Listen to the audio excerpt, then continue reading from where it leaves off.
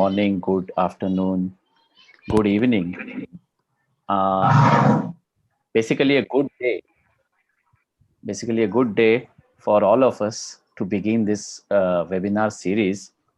So, I welcome all the participants today who are present for this first webinar of the four webinar series that we have planned over the next 4 weeks. I'm sure it's very difficult for all of us representing different geographies and different time zones to accommodate a particular time that is good, mostly good for all of us. But I thank everyone at the outset for participating in this webinar from wherever you are. So having said that, we will be beginning the first day of the webinar, where today we have four speakers and about three panelists. So I warmly welcome all the speakers today, as well as the panelists uh, who will be speaking today and sharing their insights. So this reimagining groundwater governance with a special emphasis on India webinar series was planned with the idea to exchange, to share, to learn and unlearn about the current paradigms, the current understanding around groundwater governance across the globe. The idea here is to learn more and more from what have been the experiences in different geographies, in distinct socio-political settings, and also to understand how we can go ahead as a global community concerned around an invisible resource like groundwater. I'm sure that groundwater touches life of all of us in some way or the other. Maybe we daily use it for some or the other needs. We work on it. Maybe we work with communities who are dependent on groundwater. So definitely there is some or the other reason for all of us to be part of this webinar series, and I welcome all of you. And I should say at the very beginning that we have a very diverse representation, in the sense all the speakers and panelists that we have over the 4 days of these four webinar series are representing distinct backgrounds. Like we have practitioners from civil society organizations, we have international agencies, we also have non-government organizations, as well as representation from the academia. So I'm sure that this is going to lead us to a very interesting discussion going forward. So as you can see from the slide that has been displayed, this is what we are. I guess it's not a bit. It's a bit unclear, but this is what is the general flow. We have four speakers who will be presenting their thoughts, their ideas on today's theme, that is groundwater governance arrival at the current paradigm. What do we understand when we say groundwater governance today? So we have this four speakers who will share their ideas, and that will be followed by a question and answer session. So we will not have question and answer session after each speaker, but after all the four speakers have spoken. And after the question and answer session, which will around about 20 minutes or so, we will have a short break and then reconvene for the panel discussion. And we have three very interesting panelists today, uh, and they will be sharing their ideas and their thoughts on today's theme. And that again will be followed with a very short but important question and answer discussion session. So most of us are now, since last year, globally we have been experiencing this pandemic, and as a result most of us have some or the other experience of online formats, of online trainings or webinars. So I will not dwell a lot into the norms, but generally there are two important norms. One is we have two larger set of people in the room today. The bigger group is the attendees, who will have access to chat function as well as the question and answer session section. So I request all the attendees to use the question and answer section to point out their questions, and maybe it will be good if they highlight the speaker to which they are particularly pointing. If it's a generic question, that's okay. And secondly, we have a panel, we have another set of people who are either speaking today, presenting today, or are part of the panel. I would only request them only one norm, that is, if they will not play their video when they are not presenting or not in a discussion, that will help us to save a certain bandwidth, because we have a lot of people today from very distinct areas. So these are the only two norms I want to discuss. And with this, I want to move towards a quick introduction of Advanced Center for Water Resources Development and Management, who has organized this particular webinar series. Before doing that and handing it over to Dr. Kulkarni, I just want to briefly introduce myself and my colleague Neha. So myself, Dhaval Joshi, I have been associated with Aquadam for the past 7 years, and I'm currently pursuing a human geography PhD program at the University of Edinburgh, UK. And I have my colleague Neha, who will be facilitating this particular session with me. And I request her to quickly introduce herself. Neha. Thank you, Dhaval. Hello, everyone. This is Neha Bhave from Aquadam. I've been working with Aquadam for almost 5.5 years now, and I'm a geologist by education. And most of my work in Aquadam has been in the regions of Jharkhand, that is Eastern India, parts of South India as well, but largely the hard rock systems of India. So welcome everyone to the first webinar of the 4 series. And I hope it's a good experience for all of you as well as for us. Thank you, Dhaval. Thank you, Neha. So basically, I am moderating and Neha is facilitating. You will be seeing a lot of me today, but not a lot of Neha. But although Neha is doing much critical and important work today, so it's much like what we talk about groundwater. So with that, I want to introduce Dr. Himanshu Kulkarni, who is leading Aquadam. Aquadam is a not-for-profit organization based out of India, and I would request Dr. Kulkarni, who is Executive Director of Aquadam, to introduce Aquadam. Thank you. Thank you, Dhaval, and warm greetings from Aquadam to everyone. Welcome to this first of the 4 webinars. A quick introduction to Aquadam. We are an organization, with a genesis that perhaps started 30, 35 years ago, when a few people from here in Pune University thought about taking the subject of groundwater outside the classroom and into the living laboratory of the world outside. We work across India's fairly diverse landscape, fairly diverse typology of aquifers.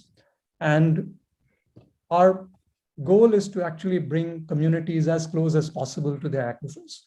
Because I believe communities till even recently have a distinct connect to the water that they see, lakes, rivers, but they don't necessarily connect to the resource of aquifers.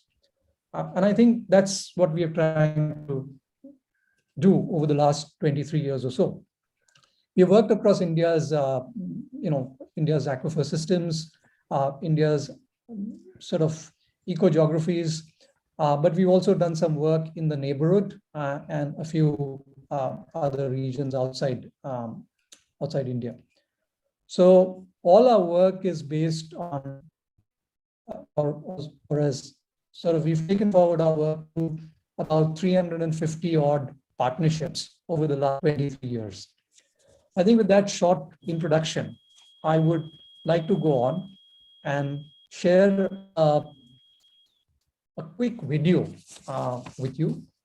And in many ways, I think this video also summarizes our own evolution as an organization. And, we have one of India's most seminal scholars with us today, Dr. Tushar Shah.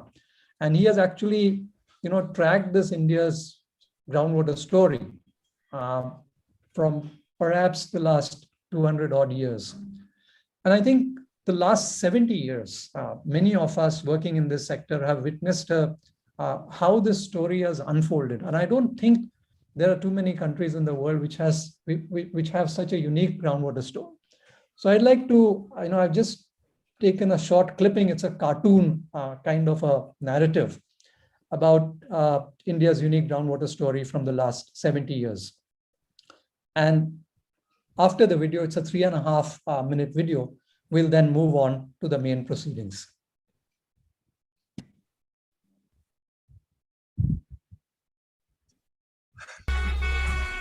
India's groundwater story is quite unique. India extracts almost a quarter of the global extraction of groundwater.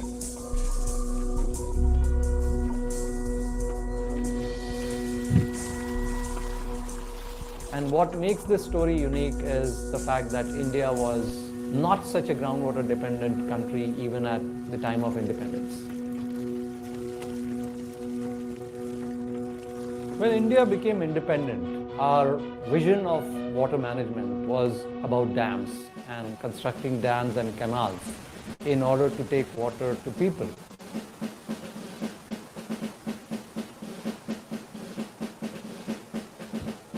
But I believe that didn't happen for various reasons. And therefore, the last mile connectivity, the last mile delivery of water wasn't achieved for many years.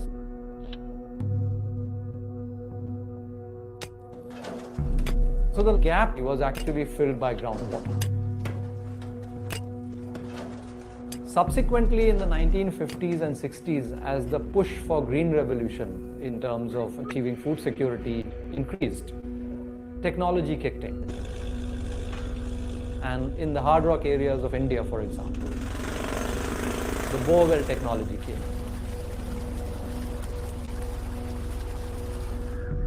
Droughts were also a factor or a stimulus for technology. For instance, the 1971-72 drought in Maharashtra and in large parts of western and southern India prompted infusion of the hand pump for access to drinking water.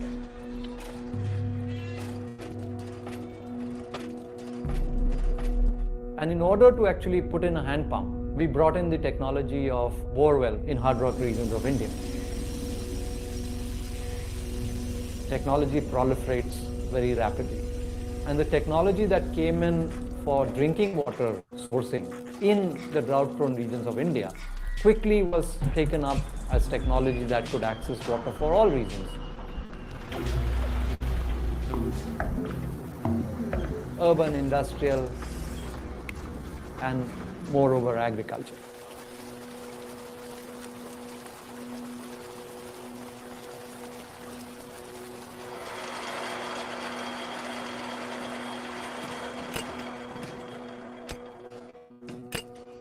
As we deepened our existing wells and we drilled deeper through our boreholes,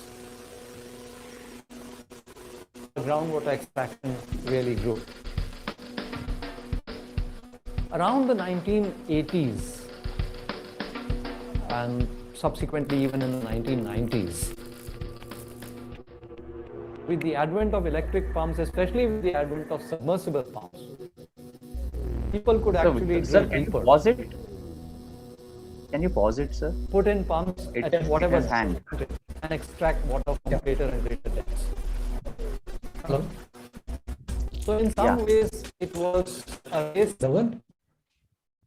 Yeah, you can just start. Yeah, you may just not replay it from the beginning, but you can just play the play button again. Start the play button again.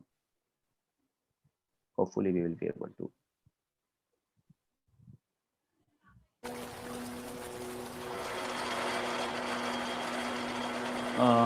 No, sir. It's still. Yeah. Okay. As we deepened our it's still a blur, wells and we drilled deeper through our boreholes. Dhawan?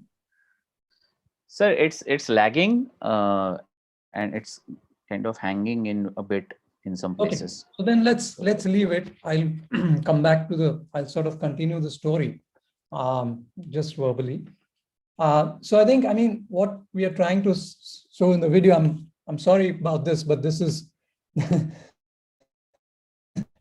India at the moment with issues around and all that. So I think what the video tries to say is, track this very unique story for the last 70 years. And it essentially comes lands the point, and I'll come to that in my main presentation, where we are looking at a fairly short history of the transition from groundwater development to shift to management after focus on to the large context of groundwater governance where we are at the moment. And I think we simply have too many sources, too many wells, probably about 30 to 40 million wells, billions of springs. So the focus has mainly been on sources. And we continue to sort of put in more and more sources as we go along. And I think that really brings us to the need for a focus on a systematic governance of groundwater resources. And I think this is exactly what we want to listen to. Even we speak, we want to listen from many of the experts, from many of the panelists that we have on board. So I'll stop sharing, and I believe, Dhaval, we can move on to the next part of the presentation. So we'll come back to some of the features as we go along. But I think I would now like to take the opportunity to introduce Mr. Srinivasan Iyer, who's Senior Program Officer at the Ford Foundation in New Delhi.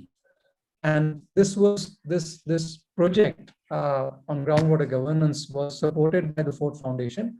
And we're actually in the last phase of the project, in the culmination of the project.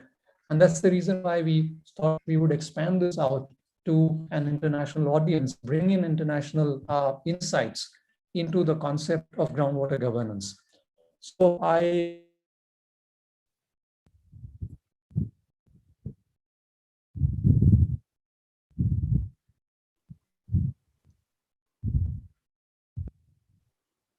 Yeah, hello, Mr. Iyer. Oops. Sorry, Yeah, I couldn't hear the last sort of handover. Thank you very much, Dr. Kulkarni, and thanks, Dhaval and Aquadam. It's an immense privilege to make these remarks and to join this webinar on groundwater. It's a privilege because groundwater sits at the confluence of some of the most important issues that animate human civilization today. Be it sustainability, when we refer to groundwater, we could be talking about water which is renewable every year, or we could be talking about fossil water. And we are also concerned about whether we can sustain current patterns of production and consumption, and groundwater is a very, very important element there. We're also concerned about efficiency, given that it's a scarce resource, how best to put it to use, how do we order sort of societal priorities, how do we therefore ensure that groundwater is directed towards priorities which may not be reflected even through governance structures or through market mechanisms, and yet we are concerned about the appropriate use of groundwater. We are also very much concerned about distribution and equity. As we realize increasingly, these are concerns around the world. And when we look at groundwater, we are not merely looking at, say, regional or geographical distributional issues, given that groundwater is distributed unevenly across geographies. We're also concerned about distribution between cities or urban entities and rural areas. And in fact, most importantly, we are also concerned about distribution across local communities and within communities. And we believe that this distribution is very, very strongly influenced by whether it is sort of class structures, or whether it's inequality across social identities, or power with respect to gender. So in a sense, the access to groundwater is mediated through these pre-existing power structures. And therefore, when we are concerned about equity and distribution, these two come into play. We could also look at groundwater through the rights framework, particularly when we're talking about water as an adjunct to the right to life, or to the right to food and right to livelihoods. And finally, we also concerned about groundwater through the lens of democracy, because here's a resource that's very, very clearly a public resource, and therefore issues related to its governance must be informed by what we hold dear when we consider democratic systems. It's not only that groundwater is important, but it's also groundwater solutions are also highly complex. starting in fact from the difficulty in measuring groundwater. It's not merely an invisible resource, it's also a fugitive resource. It keeps flowing across, and therefore it's extremely difficult to really pin it down, be it current flows or future flows, be it stocks or flows themselves, the spatial dispersal, and therefore this makes it very, very difficult to manage. It also therefore is difficult to imagine a set of solutions which are purely driven by the marketplace. Even if we were to set aside the distributional implication that I just mentioned earlier, and where we very clearly recognize market failures because they're unable to overcome these power structures. But the sheer characteristic of groundwater as a resource makes it difficult to actually imagine market-driven solutions which could actually deliver on the set of outcomes that we talked about earlier. Similarly, if you're looking at governance, we have examples in India of centralized regulations, of decentralized regulations, of non-regulated environments, and in fact purely market-driven with very, very little other than individual initiative. And therefore, if you all put all these things together, groundwater solutions are highly complex, which is what makes this webinar a very, very interesting one. Both a platform to project the efforts in India, ranging from community-based efforts to fairly centralized legislation, ranging from market-driven solutions to community-managed systems, and also to learn from other parts of the world.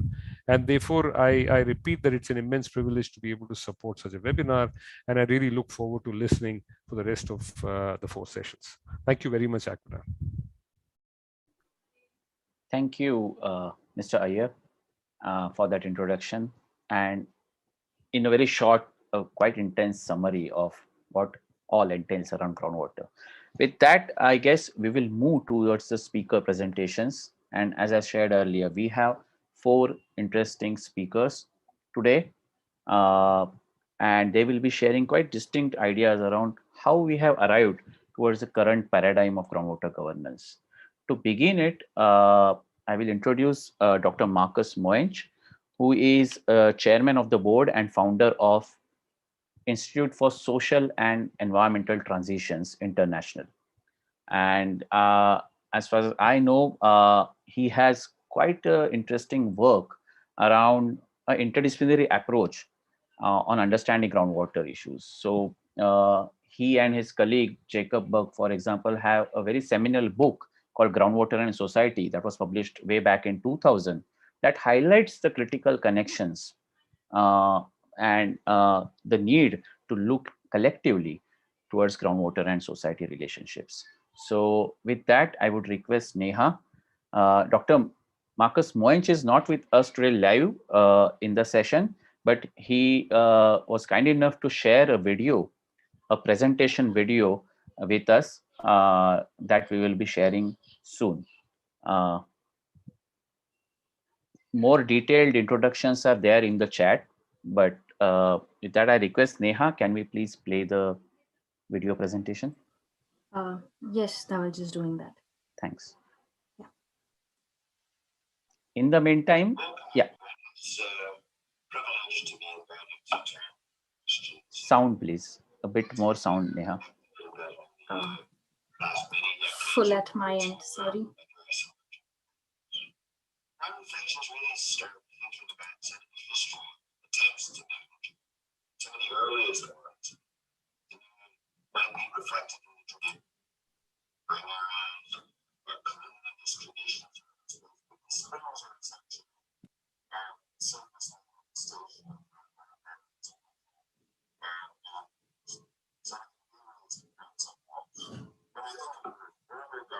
Neha, he's not quite audible. Okay. Maybe, yeah, he is not audible. So maybe we can. Okay, just give Can me you a just minute. try it? Otherwise, what we can do is maybe we will play him. Play his presentation a bit later. However, I can check it and play it. Yeah, please try. Yeah, just a moment.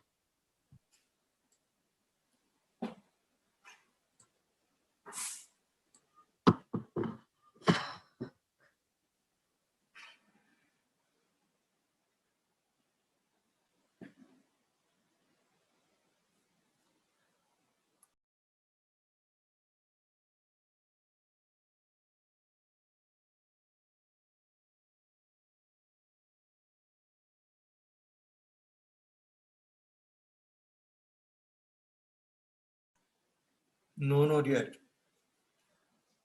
Not audible right now.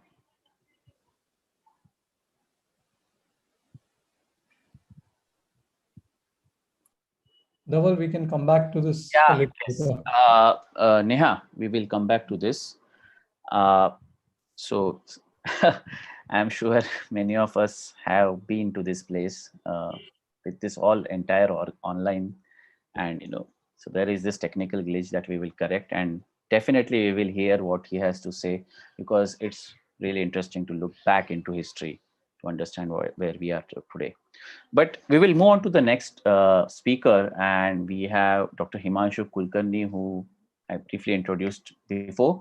But I would just like to say one thing. I mean, Dr. Himanshu Kulkarni's contribution to understanding of groundwater issues in India has been immense, and not only that, but also trying to shape approaches or solutions towards resolving some of the eminent challenges and crises that we face in India. So Aquadam's work has been led by Dr. Himanshu Kulkarni, and he will be today sharing his insights into the larger discourses around management and governance dichotomies. So we very often hear these two distinct words, but are they really that distinct, or is there any connection in them? So with that, I would request Dr. Kulkarni to please begin his presentation. Thank you.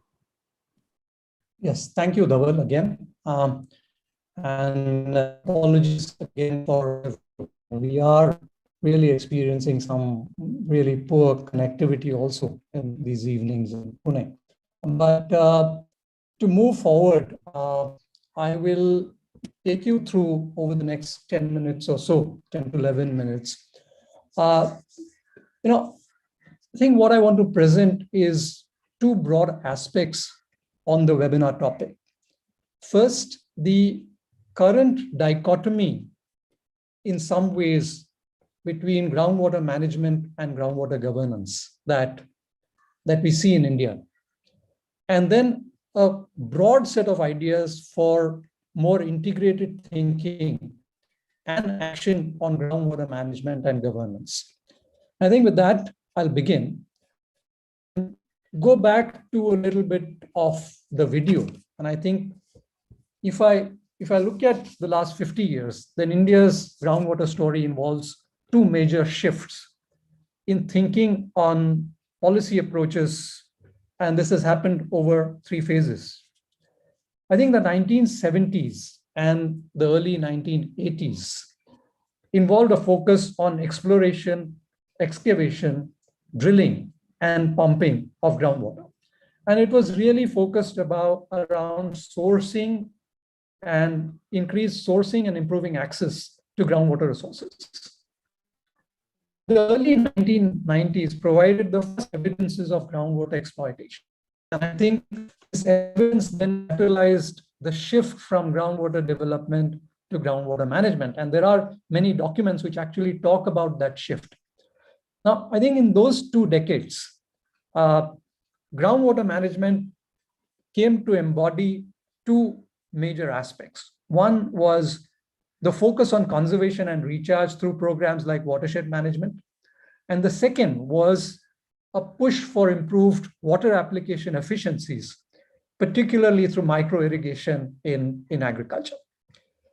Subsequently, in the last 10 years, I believe we also felt we were falling short. And I think this is when groundwater governance gained interest. And it was partly driven by the global thinking on the topic, but also a felt need for institutional framework in India. And it was, again, the focus there was on regulation. Which brings me to my next slide. And I think this is where I look at the dichotomy as a practice policy dilemma. So we as practitioners, for people like, people working in Aquadam, we realize that the formalization of a community protocol through norms on groundwater management, whether it is, say, regulation of drilling in a village, regulation of depth of wells in a village, or even cropping pattern shifts, we look at the validation of these decisions through the Gram Sabha, the sort of last mile constitutional body in the villages of India as something as an important part of groundwater governance. And we perceive this through the lens of decentralized governance being a part of a larger groundwater management process. Whereas if you actually look at the policy thinking, then policy generally perceives groundwater governance as the larger umbrella under which we must embrace various aspects of groundwater governance. But I think in the policymaker perception, it's really the regulation that comes forward. And I think there is a need to actually integrate these two to bridge this perceptual divide between groundwater management and groundwater governance. To go on quickly to the next few slides, I think the Indian groundwater footprint is not only long, it's also quite wide. I mean, I don't think there is any, there's any country in the world which looks at this sort of a dependency. And I think with all sectors that are dependent on groundwater, we also see that this spectrum of dependency is quite diverse. For instance, a farmer in interior rain-fed eastern India may simply put a very shallow well into the ground to meet her or his non-irrigation farm time needs. So it's not necessarily a source. Whereas in other regions where groundwater exploitation has actually progressed to the very limit, you find farmers ending up eating with each other over groundwater in many different ways. One of these is to seek wells in the riverbed for irrigating their farms kilometers away, because their farms have long run dry. Because their farms have long run dry, have turned saline. Now, that actually brings us to the next set of slides. And I want to bring up the question of complexity. And I think complexity to me is about 3 or 4 broad factors. One is data at appropriate scales are not readily available, which leads to a certain level of uncertainty and unpredictability when you pursue groundwater management and governance at the decentralized scale. Second, externalities through aspects like free riding the benefits of conservation by a chosen few or a user group, or energy, or say market forces. These are elements that drive externality. And last but not least, we have a range of diversities and variabilities across spatio-temporal scales. And I'll cover a few of them very quickly. First and foremost, we find a skewed distribution of India's rural and urban habitations across different aquifer settings. I mean, for instance, out of the 650,000 rural habitations in India, we find that about 200,000 are located on crystalline aquifers, hard rock aquifers, whereas nearly 300,000 are part of the larger, sort of more regional aquifer settings, thick, extensive aquifers, the alluvial systems. To move ahead, I think we also need to each of the things is not just about the hydrogeology that lies underneath in the aquifers, but also about the diverse socio-economic settings that overlie many of these aquifer systems.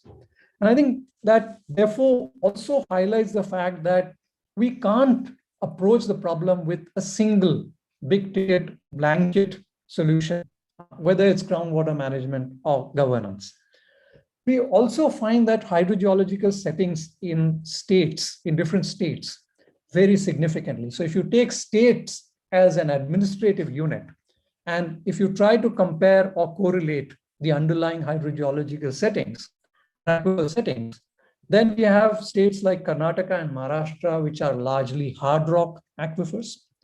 We have states like Madhya Pradesh, Rajasthan, and Gujarat, which are mixed aquifer settings. We have Uttar Pradesh and Haryana, which are dominantly alluvial aquifers settings, again, regional extensive aquifers.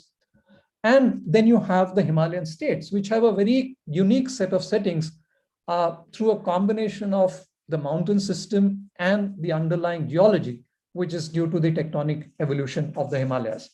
So very distinct settings. And therefore, I think even coming to the next one, which is the hydrological settings, in the larger hydrology. If you look at our river basins, the Ganga, for example, the Ganga is a mixed setting dominated by alluvial aquifers, but also partly on the one side by the Himalayan setting. In the lower side, a mixed setting of hydrogeological settings. And if you compare the Ganga with the three main peninsular rivers, the Godavari, the Krishna, and the Kaveri, all three are dominantly hard rock. Again, the Kaveri is distinct from the Godavari and the Krishna because it doesn't have basalt aquifers. So, if you even look at the hydrology, I think that there is a need to bring in groundwater thinking into this. Now, towards the end, over the next maybe 2 minutes or so, I'm going to put forth three important aspects for improved convergence between groundwater management and groundwater governance with the background that I have talked about. I think the first one involves the increased intersection and improved interface between science, policy, and practice. Because I think only the improved and increased interface will help us break down the silos that will possibly lead to an improved institutional framework on groundwater governance. Okay. I mean, I could go into the details of that, but I think there is a need for more cohesive collaboration and participation in this effort. Now, Sir, time. The next point. Yes, Dhaval? Reminder for time, nothing. Yes, I'm just finishing in a minute and a half. Plowing ahead, I believe we can gain through two very interesting discussions, the intersection of two very interesting descriptions and definitions on groundwater governance.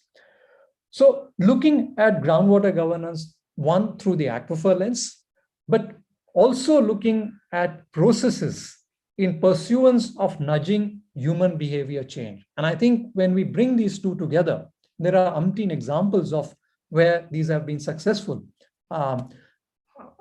Therefore, my second point would be to catalyze and facilitate a combination of science, participation, and perhaps normative regulation combined with more formal regulation essentially through a process.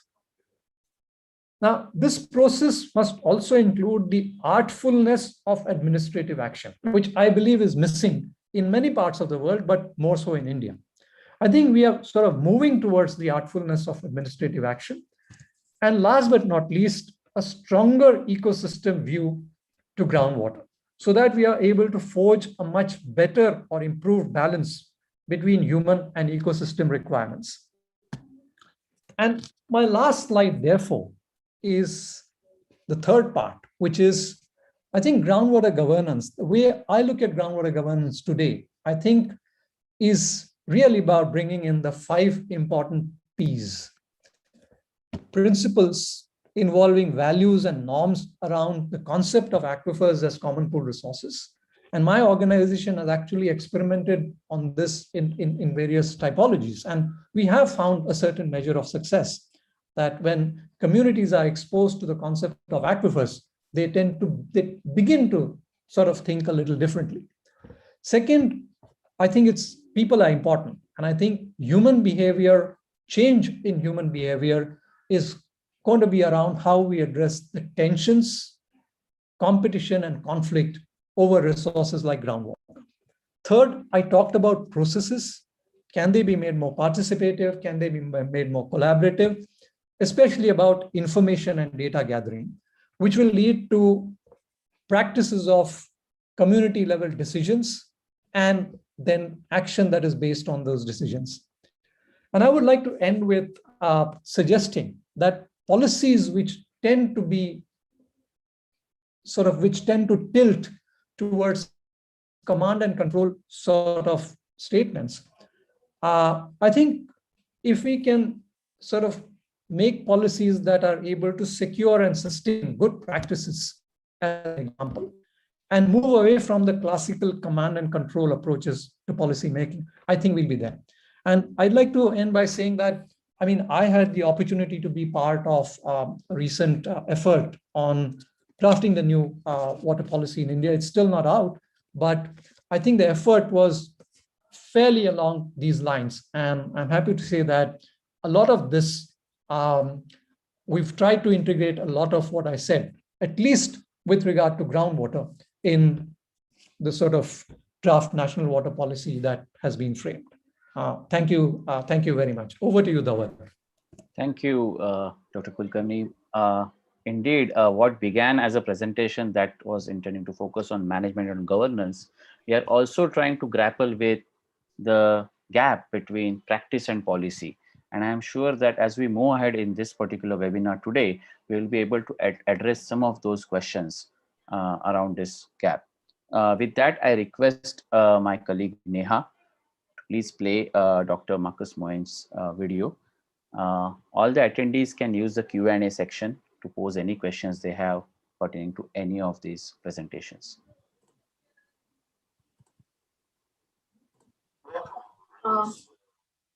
Is this fine, Dhaval? Can you please play it? Yeah. No, it is not audible at my end. Okay. No. Can't hear. Can Kunal please play it? Yeah, sure.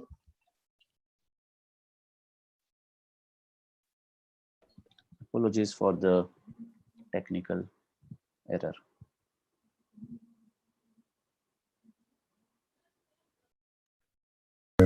Welcome, everyone. It's a privilege to be invited to talk on the questions of groundwater governance and to reflect a little bit on the past many decades of work to address emerging problems.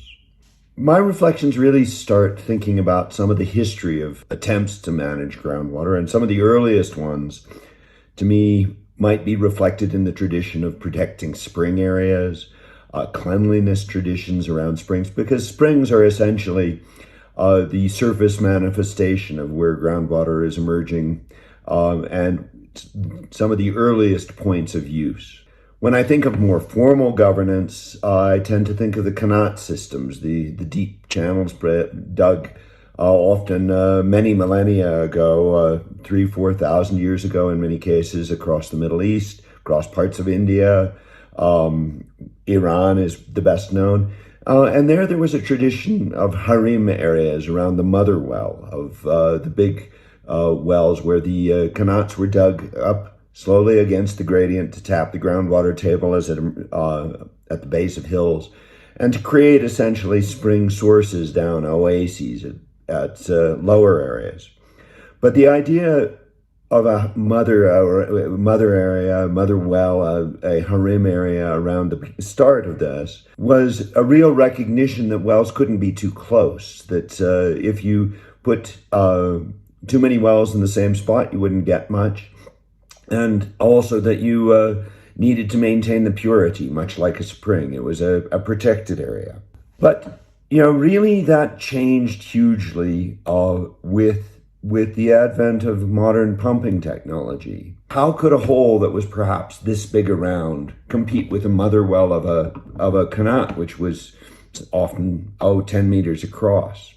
So the concept that here's this small hole that won't make a difference, we can put it next to the mother well of a qanat, really showed some of the conceptual underpinnings, that there just wasn't a sense of the volumes that were involved in mechanized pumping versus the natural flow of a qanat, and that the protective mechanisms, the traditional governance mechanisms, might be being broken by technology. And I think so the real game changer was the introduction of the mechanized well. And that came on the top of a long history of belief that groundwater was essentially an infinite resource. I remember talking to a farmer at one point, and I asked him about the groundwater, and he said, well, it's down there and it just continues going down, and if you run out, you dig deeper. And that it was put there by God or by nature, but it was an essentially unlimited resource. And you can hardly blame people for thinking that way. I mean, the practical experience of millennia was that it was unlimited. Just like the Connaught system, it was essentially self-limiting. The technologies of the day before mechanized pumping were self-limiting. It was limited to bullock power, human power, the manual wells. So if you protected the source mostly from pollution, there was no reason to suspect that groundwater was needed more governance, that there was any question of over extraction. You know, in India, it really took off in the 1960s, 70s with the introduction of the Green Revolution and government subsidies to develop the resource. You know, huge amounts of subsidies for the pumps themselves, subsidies such as subsidies on diesel and electricity for accessing and for running the pumps. The variability really declined because groundwater was able to buffer out all the little fluctuations in rainfall and really reduced dependence on the monsoons. You know, the official number of recorded wells, you know, at the time of independence in India was maybe 3,000, if I recall correctly, and it went up to maybe 30 million by the early 90s when I started some of my own work. So there was a real order of magnitude change in extraction technology, and that led to a very different perspective on the needs of groundwater governance.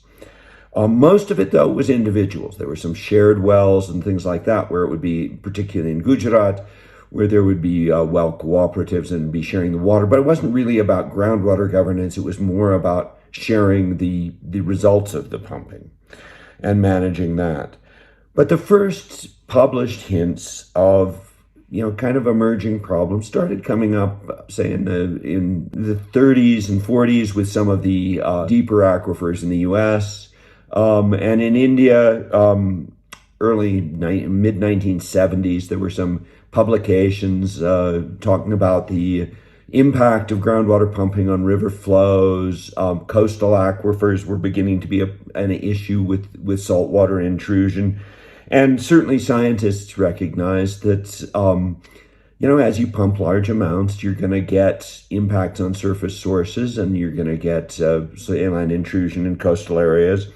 And so there were some early attempts to develop model bills in India around controlling extraction and thinking about that. And those were primarily focused on how do you perhaps limit extraction economically.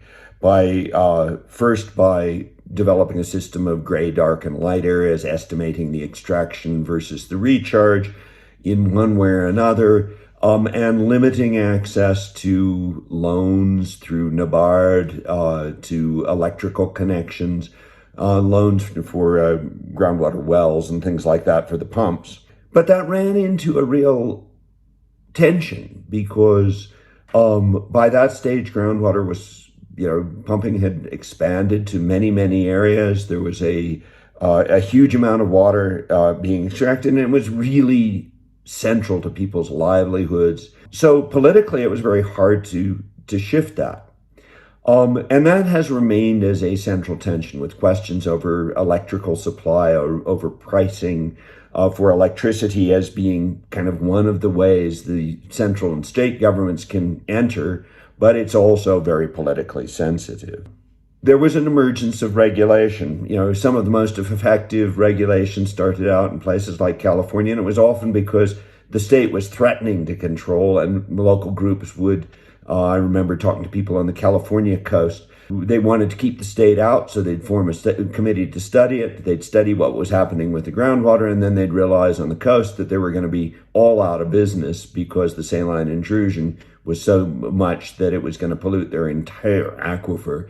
And then you found people who had been hired or essentially elected to stop groundwater governance arguing with their neighbor so that, hey, we actually have to control some pumping here. In India, it took a different route. It was the emergence of farmer cooperative associations, some of the local associations often catalyzed by NGOs, for looking at groundwater management. And those were an attempt to, let's limit the crops. Let's do some self-limiting types of things. Let's not do highly water-intensive crops. Let's capture the water, put it back underground. But But the big challenge remains. There are millions and millions and millions and millions of wells. There's a very high dependency on wells, particularly if you've bought into the green revolution types of sets of technologies, and you need the water to be able to afford and pay back the costs of fertilizer if you're monocropping and so on. So there's a huge dependency. And running against that is the fact that groundwater is very incremental depletion, or the impacts on aquifers very incremental. So it's always easier to put it off to next year, to the next administration, to the next generation. But then people get really caught in a crunch, and that's where you have farmer suicides. And so how to regulate when you have this high dependency. And it's also a problem where groundwater is out of sight, out of mind. I remember talking to people in Tunisia about why the Roman aquifers were still running, and they said, well, it's easy. When it starts leaking, you just put some cement out. You know, groundwater is out of sight, out of mind, and there is always been an element to me of Garrett Hardin's argument of the tragedy of the commons, that it's a common thing with no clear boundaries in many cases. It's very hard to draw boundaries, and it's very hard to see. You know, as technology increases, that gets chipped away at. The ability to measure, to see, big data helps people visualize. Local data, farmer management, farmer monitoring of resources. You still have real gaps about how institutionally we can govern it. In many areas around associations, around the idea of districts, around the practice of districts. Certainly groundwater governance, the active management areas in parts of the US have become quite extensive, and there's a huge systems of laws that regulate where and how much extraction can happen. But even here, where there's tremendous data and where there's quite a history of legal traditions, the real regulation of groundwater is very, very complicated, and it's often a catch-up basis after impacts have occurred.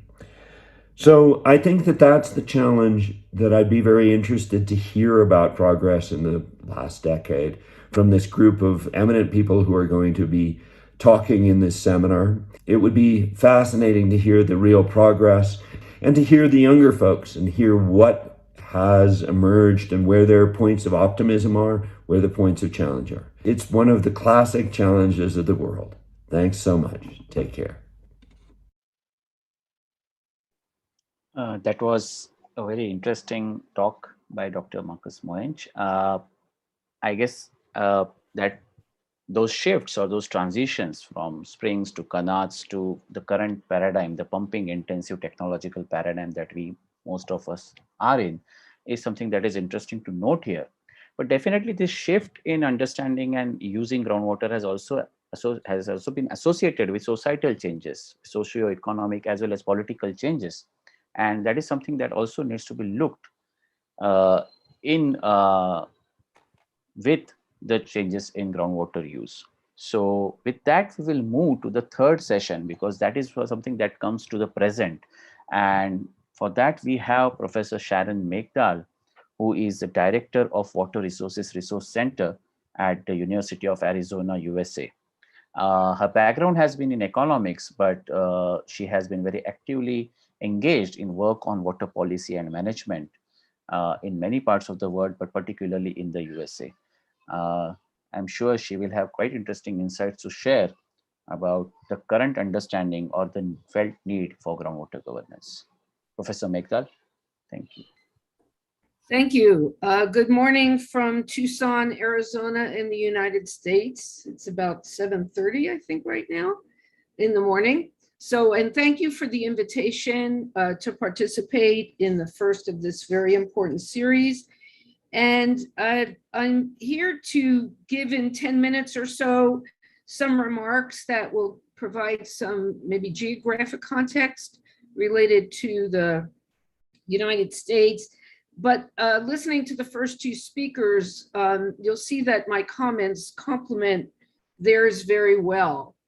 And so this title was given to me, and I guess what I'll say to start out is there is a need for groundwater governance. But I thought I'd start out with definitions that I've used to build upon Dr. Kulkarni's remarks. And as I see it, and I really appreciated that graphic he showed with what's the perspective, management leads to governance or governance leads to management. And I'll just offer that groundwater governance is the overarching framework of laws and regulations and customs. It also includes the processes, which he spoke to, of engaging all people, the public sector, private and civil society. I'm going to skip over, I'm not going to read all these words, but you're welcome to post this presentation in PDF if people wish to go back. I tend to think of water management as the what we do based on the authorizing laws, regulations, and institutional arrangements. And for example, I do a lot of work in managed aquifer recharge. The regulations may set the framework, and then people choose whether or not they utilize that in terms of their water management. And then policy, which I focus on a lot, policy and management. Policies, of course, are principles of action that are adopted, and they could be by government, a business, or even an individual. Policies don't necessarily have to rise to the level of a raw law or regulation. And I have shifted into focusing on water policy and management over the last many years. And I teach a graduate course in it, and I show this slide in the very first class. And these words I underline here are the words I underline for everybody. And that is what we see on the ground in terms of the management of water policy will be very reflective of many determining factors, but in particular, the legal framework, and then the extent of centralization versus decentralization, which has already been brought up. And this is where the importance of context comes in. And the geographic context, of course, is very important. And I saw earlier, Jacob Burke was on the call, and hi, Jacob. He and I and others were involved in an initiative almost 10 years ago looking at groundwater governance around the world. And what struck me at that time was that a lot of times a country like the United States and other countries are painted with a single color. You know, this is a graphic here of projected water scarcity in 2025. It's actually now several years old, it doesn't matter. And it showed the United States as being in a good place. But it's not true that places in the United States are all in the same place. And in fact, I don't know how much it's getting to your media over in India, but you can't help but read multiple articles every day about the very serious drought and heat conditions in the Western United States.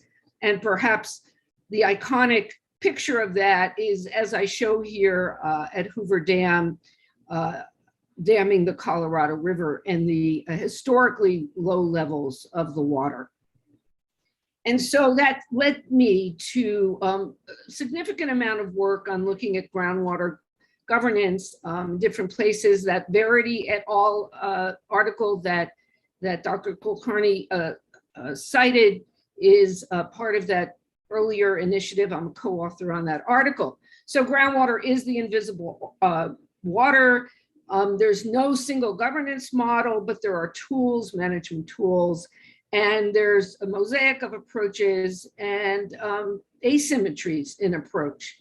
And so I like to look at the geographic context.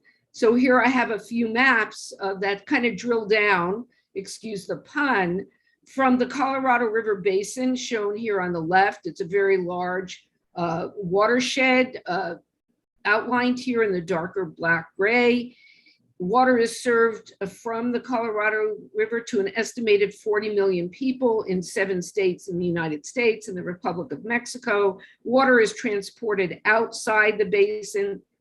And so in our governance system, you've got the country of the United States, where water governance is very decentralized, particularly groundwater. You've got the Republic of Mexico, where it's highly centralized.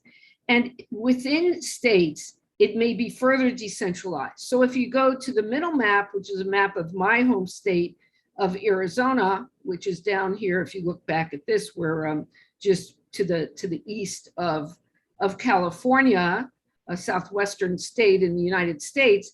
These colored areas show areas where groundwater governance has been practiced by the state of Arizona. They regulate in many significant ways utilization of groundwater. But in all of the rest of the state, which is a large portion of it, not the highly populated parts, there's absolutely no groundwater governance or active management at all. And then if you look within the state, this map on the right shows in colors the different degrees of dependence on groundwater versus surface water across the state. So the blue shows high dependence on surface water, 75% or more. The teal color shows areas dependent on groundwater, 75% or more. And then the rest of the state, there are the pie chart showing the breakdown. And these outlines here are groundwater basins. And again, you have areas that are highly dependent on groundwater where there's no groundwater governance and management practice. And some of these areas are alluvial aquifers, and groundwater is clearly being depleted.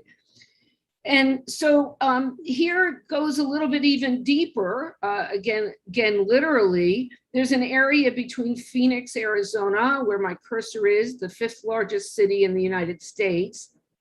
4 million plus people live in that metropolitan area. Tucson down here where I live.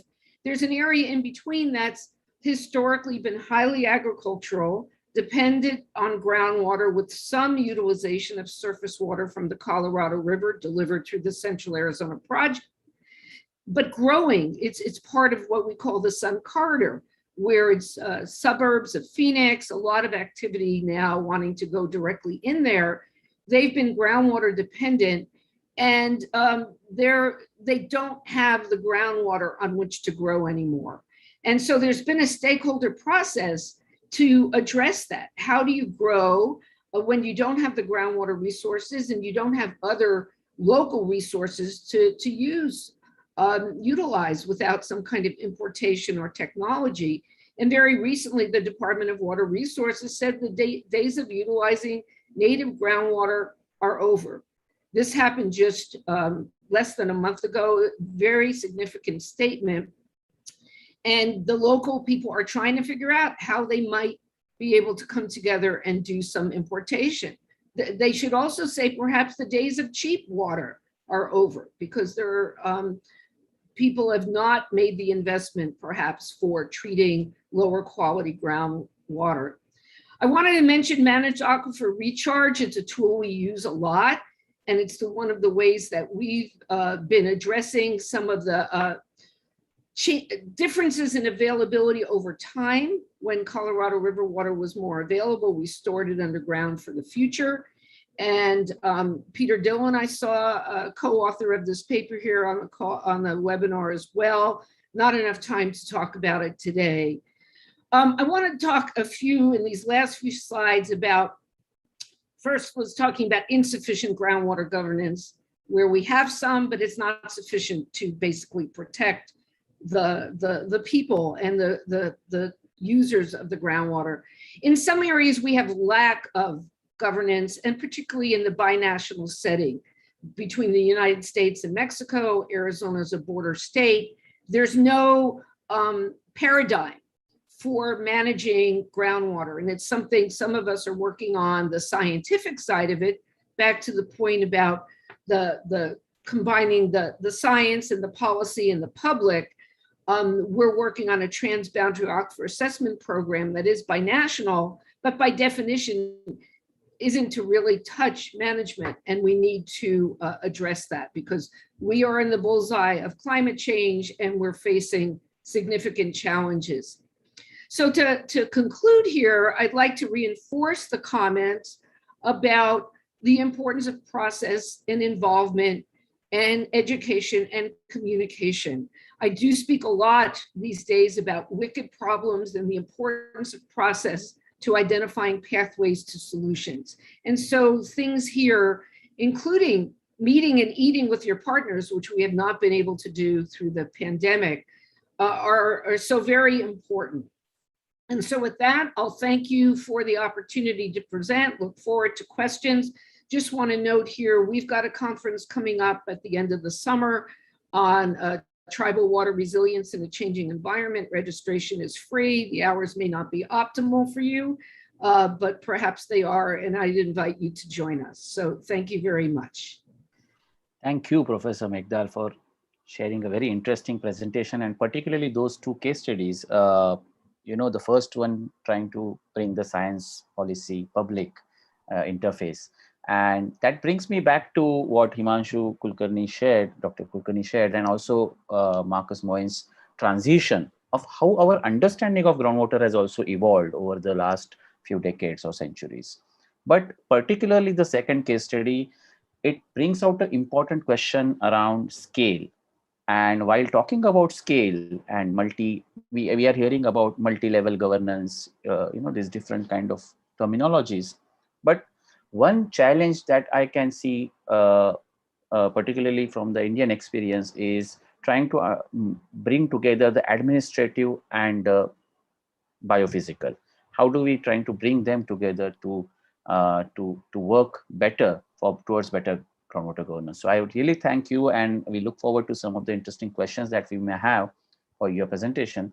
And with that, I want to move to Dr. Karen, who will be particularly focusing on the global south. What we have realized is much of the groundwater dependency and vulnerability is predominant in the global south. And while the discourses are quite global in nature, they are often driven by a lot of organizations, agencies, and entities in the global north. So do we need to relook and rethink about how we look at groundwater governance, particularly in the global south? And that is something that we will like to hear from Dr. Karen in her presentation. Dr. Karen is a principal researcher with International Water Management Institute. She is based in South Africa, and she leads a very interesting initiative called GRIP, Groundwater Solutions Initiative for Policy and Practice. So with that introduction, I would request Dr. Karen, please share a presentation and her talk. Thanks.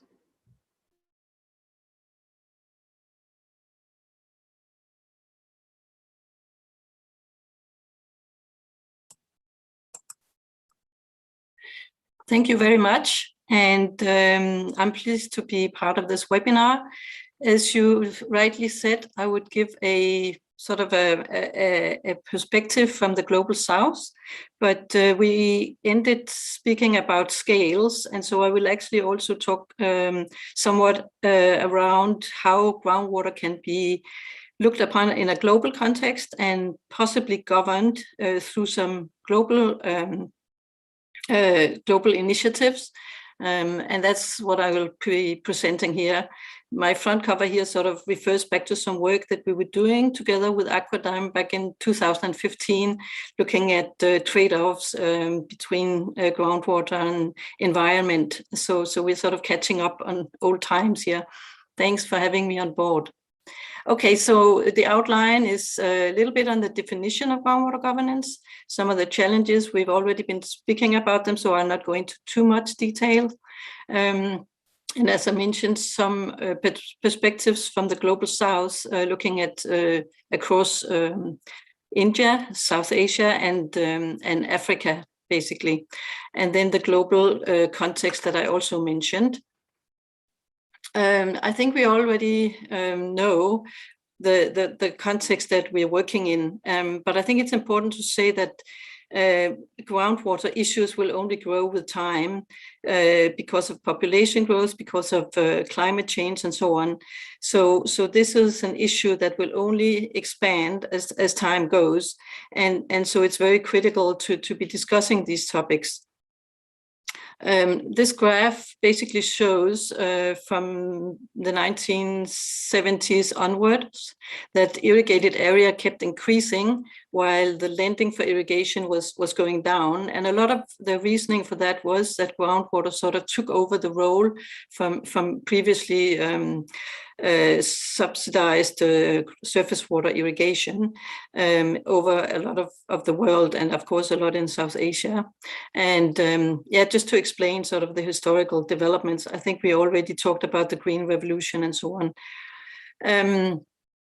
Talking about the groundwater governance definition, I put it very simply here because we've seen a lot of them, and we've been going back and forth on how to actually put it into a very clear and concise definition. And it's not that clear, but I think some of the key points are that groundwater governance relates to processes, to frameworks, institutions, and those frameworks influence or help decide who gets the benefits from groundwater. I think that's kind of the bottom line of what governance is. And I think that's also clear that governance is sort of overarching management schemes to drill into, who are deciding, who has the power to make the decisions in terms of who gets the benefits and so on. This is from some work that I did with Albert Closas, where we tried to look at the reality of groundwater governance.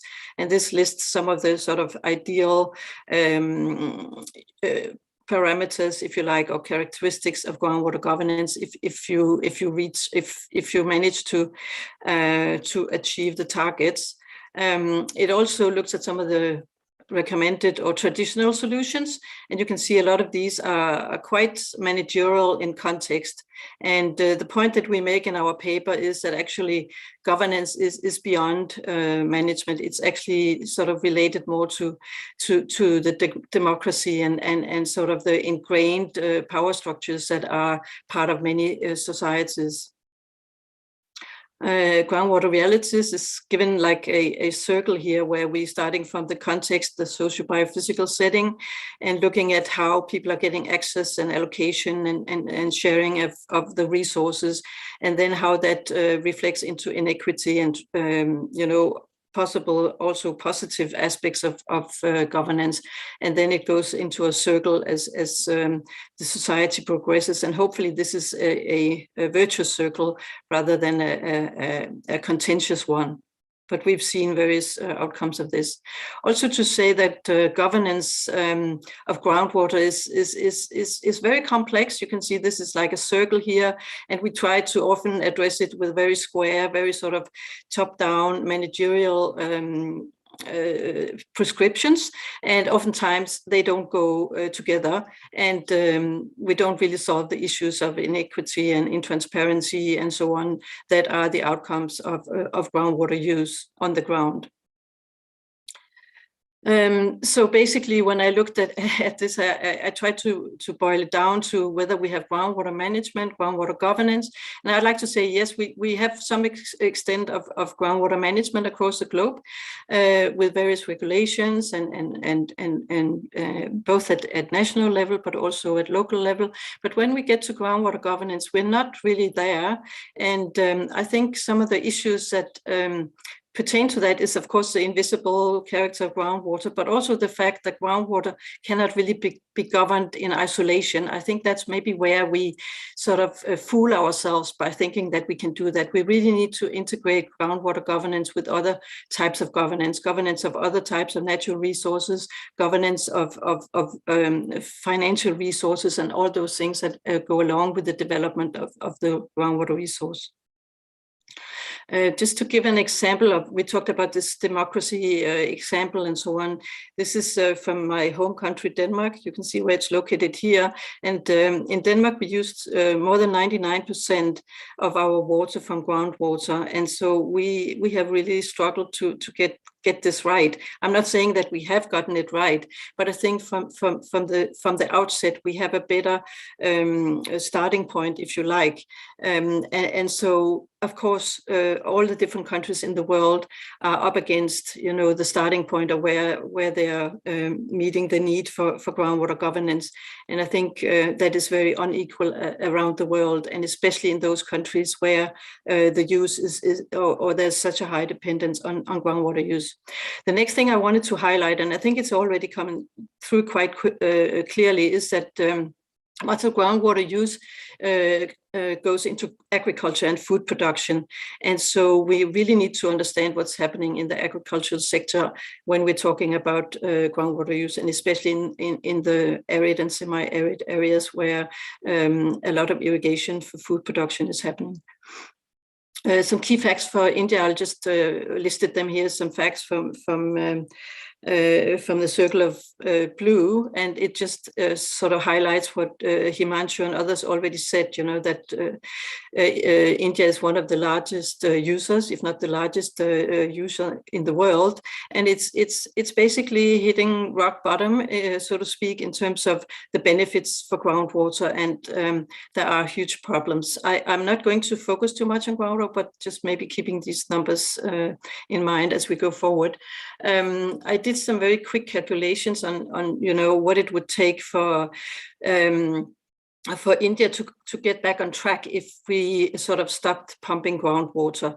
And just looking at Jaipur as an example, it would take about 87 years for the aquifer to recover from the pumping that has already happened. If we look at it at a larger scale over the whole of India, it's about 10 years, but that's of course because of so much variability across the country. But it also says that because of such high dependency, we cannot stop groundwater pumping, and waiting for 10 years is not feasible. So, and we cannot also probably manage aquifer across the whole state. We can do it in certain places, but we have huge problems. I think that's the bottom line here. Now, looking across from India and over to the African continent, we can already see here that the use from groundwater in agriculture is much less. It's about 1% of the cultivated land that uses groundwater. And if we look at sort of the discourse around groundwater use in Africa, there's some discussion of whether we should actually sort of not ban groundwater development, but we should be very precautious, exactly because of what has been experienced in other parts of the world. And I think it's a very healthy debate to have, and it's very good to keep these things in mind as we develop policies, as we develop technologies and partnerships and so on, because we are sort of at that crunch time, I think, in Africa, where we do need to develop more water, and groundwater is definitely coming into the equation. Some data from work we did earlier on sort of where the irrigated sector is in terms of using groundwater. And to the left you have India, and to the right you have sub-Saharan Africa, and you can see the development is far behind in time, and also quite low still. But you can also see that there is some development happening. And I think we should also be aware that Africa is also taking off both irrigation, but also in urban areas. And they are sort of also facing issues of inequity and so on. And contentious issues between urban and rural areas and so on. So we have to be very vigilant about the context of Africa.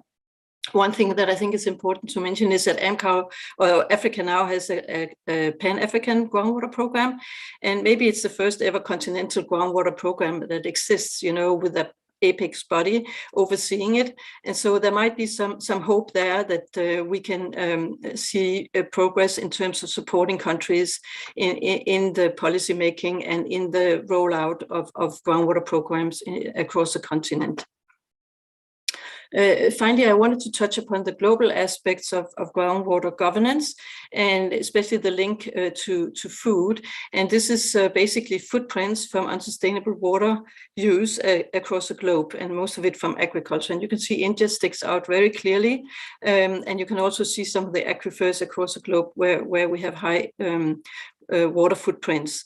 The link is also to the dietary intake, and you can see, for instance, India has a very low dietary intake, but yet their footprints are very high. And that partially links to my next point, which is sort of the virtual water trade that is also influencing on water resources use and shifting around the continents. And here we can see that India is actually a quite large exporter of food, food, and of course that's good for the national economy, but it's not good for the resource base of groundwater. And so maybe there are some aspects there that we can be looking into in the future. Just mentioning here the major crops: rice, wheat, cotton, and sugarcane. Those are the sort of major crops that are being shifted around the world. There's also higher recognition, to the link of climate change, also to the food nexus and the transformations that we need in the food sector. And I did a paper on that this year, just looking at where does groundwater fit into this whole dialogue, because I don't think we have mapped out where the depletion from groundwater is really taking place, across the globe and the transfer around the world. There are good research going on, and the community of practice is developing in the research space, but I think we need these people, the young people on board, to help us, frame this dialogue and to raise awareness also of how food links to groundwater and unsustainable use, basically globally. And finally, on some of the, not only surface or the water quantity aspects, but also the quality aspects by shifting food around. So arsenic, for instance, is one of the ones that we're looking at in terms of shifting contamination with or embedded in food trade. Finally, just mentioning that the next year, 2022, will be the year of the UN year of groundwater, and there will be a lot of attention to groundwater at the World Water Day and in the World Water Development Report. So you should stay tuned to that as this is unfolding next year. Possible ways forward. I really think we need to look at the young people and changing their mindsets, changing their education, changing the way of the economics to be more vigilant about water resource use, our food footprints, and so on. And finally, Kulkarni already mentioned the GRIP initiative, and we're working towards some of these issues from a developmental perspective through about 30 international partners. My concluding remarks, and sorry if I've been going over my time, but basically I think from my perspective, I see that groundwater governance is turning from complex to maybe inconvenient, just because of the mounting problems that we see across the globe and within certain countries. And that's why I think there is this need for a broader global vision, if you like, to look at groundwater governance and comparing them with the issues that we have with, I didn't even mention climate change here, but that's also very important when we talk about groundwater and the resilience that it brings, but also the other common resources like oceans, forests, and so on. And then the link to food security. But I also think we need to talk to people beyond our groundwater community. And that becomes a bit of a outside our comfort field, but I think we really need to make that effort and get the groundwater messages out there. And hopefully next year will help us do that. So I think I will stop there. Thank you very much for your attention. Thank you, Dr. Karen. That was a really interesting presentation, particularly looking at the conditions and the situations in the global south. 2-3 points that came out very quite important, came across as important, is that groundwater cannot be governed in isolation, particularly in global south, where it is very strongly linked to livelihoods. And I'm not saying that it is not in the global north, but in the global south, it is millions of small and marginal farm holders across Africa, Latin America, as well as in South Asia. And that becomes a very important challenge. And that also kind of links to the food, the need to look at it not in isolation, but in complementation of other governance of other common pool resources like oceans, forests, as you mentioned. I just wanted to reflect back on the case study of Jaipur, and a thought that came to my mind was, have we made irreversible changes to the conditions of groundwater, and what will it take, particularly in global south, where we have these strong linkages, to address some of these difficult or complex questions. And the story of Africa that you briefly shared in your presentation kind of reflects also in the narrative that is developing or emerging in India, about the next green revolution, particularly in the eastern regions of the country, where it is seen that groundwater development is not very high, and there is a lot of scope to tap on this potential of groundwater resources. So definitely thank you for that very enriching presentation. We have some questions and we will come back to you with those questions. So I will just begin with a question to Dr. Himanshu Kulkarni by Neha Singh. And she states that we usually follow the GEC protocol. So basically, just to share it with all the participants here, GEC is Groundwater Estimation Committee that is set up by the national board, and they kind of develop a method to arrive at estimates of groundwater. So groundwater recharge, discharge, the conditions of groundwater development and things like that, which areas are exploited. So her question specifically is that, do you think there must be a need for standardization in data in these approaches, especially in these national scale approaches to groundwater estimations? So reflections on data particularly, Dr. Kulkarni. Thank you. Yes, Dhaval, I think it's a very interesting question, but I would actually look at data slightly from a slightly different angle. I think the kind of data, I mentioned it in my presentation as well, the kind of data, the sort of resolution of data that we need for decision support on the ground at the grassroots is somewhat different from the data that is required for the assessment. And I think these are two ends of, again, the spectrum on data because, I mean, right now, honestly, I don't think any significant decisions are made through a centralized system of decision support. I mean, we have a fairly robust system of groundwater estimation, but I think it's only recently that we've started thinking about aquifers as units for assessment.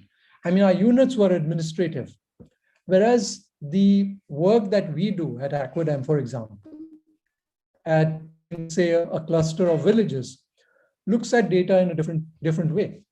And we often find that even using the GEC methodology at the scale of, say, a village, let's not even get into aquifers, even at the scale of a village or a cluster of villages or a watershed, throws up very different results from what we see at the results from the GEC at the block level.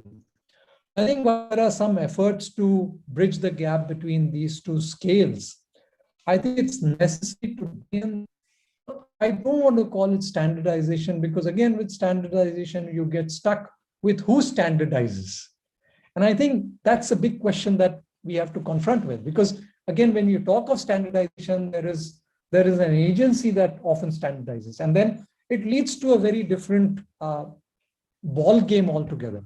So I think it's really about bridging the gaps. It's really about setting up a kind of a protocol on what is good, what is a good methodology for data gathering, why do you need that data, and then go on to talk about the inferential aspects of that data and what are they going to do.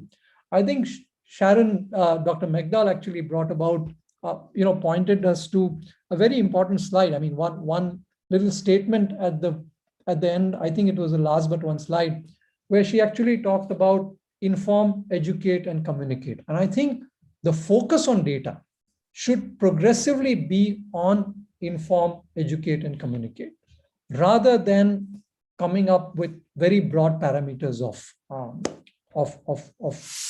methodologies that lead to policy level decisions. So that's where I am. That's really interesting and something that you touched upon, and that brings me to a question to Professor Megdal by Jayashree Srinivasan. Although it is focused on Colorado River Basin, it might be quite relevant also in many other parts of the world. Is to what extent is there integrated governance of surface and groundwater, and where are the gaps and barriers, and how would one define or redefine integrated governance in the face of extreme events like droughts and rainfall variability, climate change, things like that? So, Professor Megdal. Well, thank you for that question. Do we have an hour for the answer? I don't think so, so I'll be brief. Yeah. Actually, speaking about the lack of integration of surface water and groundwater governance and management, well, it's managed more conjunctively than the law recognized, was on the tip of my tongue. Because as I pointed out earlier, there's no single answer to that in the United States because states have different approaches. And I'll just give you maybe the bookends to that. Arizona was considered a leading state, still is, in its approach to groundwater governance in the active management areas. However, Arizona state law does not recognize the connection between surface water and groundwater.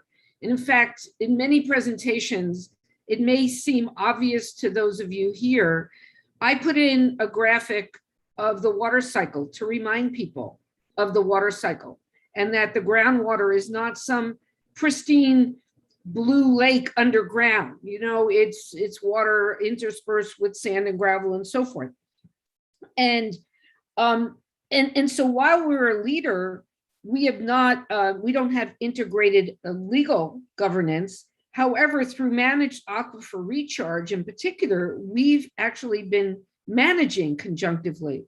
The other end of the bookend will be California, which was mentioned in the video. California in 2014 adopted the Sustainable Groundwater Management Act.